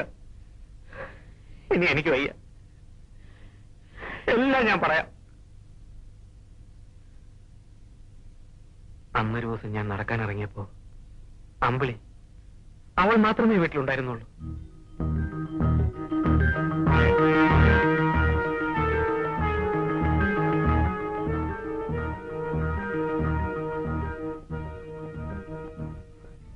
സോമേട്ടനാ ഇപ്പൊ ഇങ്ങോട്ട് വന്നത്? ഇവിടെ അമ്മയില്ല. അതുകൊണ്ടല്ലേ വന്നത്. പോ സോമേട്ട. ദേഷ്യം വരുമ്പോ അമ്പിളിക്കുട്ടിയുടെ കവളി ചുമക്കും. കാണാൻ എന്ത് രസം. വെറുതെ ഇരുന്നു, ഞാൻ കിടന്ന് ഒച്ച ഉണ്ടാക്കും. ശരി, ഞാൻ പോവാം. പക്ഷെ ഞാൻ അമ്പിളിക്കുട്ടി ഒന്ന് തൊട്ടോട്ടെ. അങ്ങോട്ട്. അമ്പിളി, സോമേട്ട, ചേട്ടാ,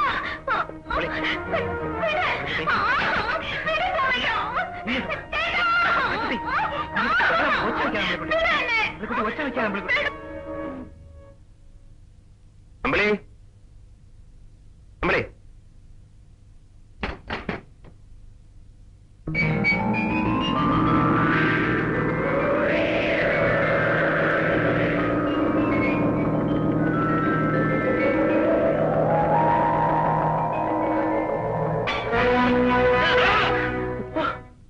ഞാനാണ് അമ്പിളിയെ കൊന്നത്.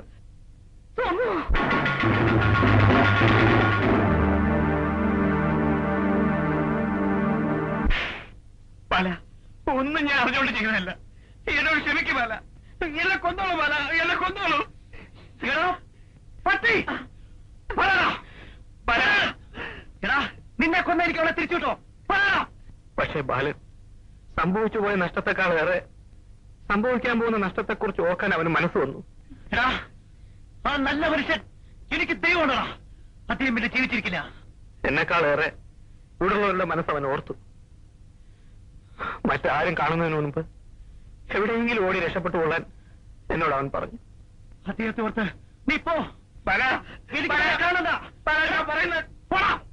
സ്വന്തം രക്ഷ മാത്രം ഓർത്ത് ഞാൻ ഓടി രക്ഷപ്പെട്ടു. ഇത്രയും കാലം നീ ഒളിച്ചു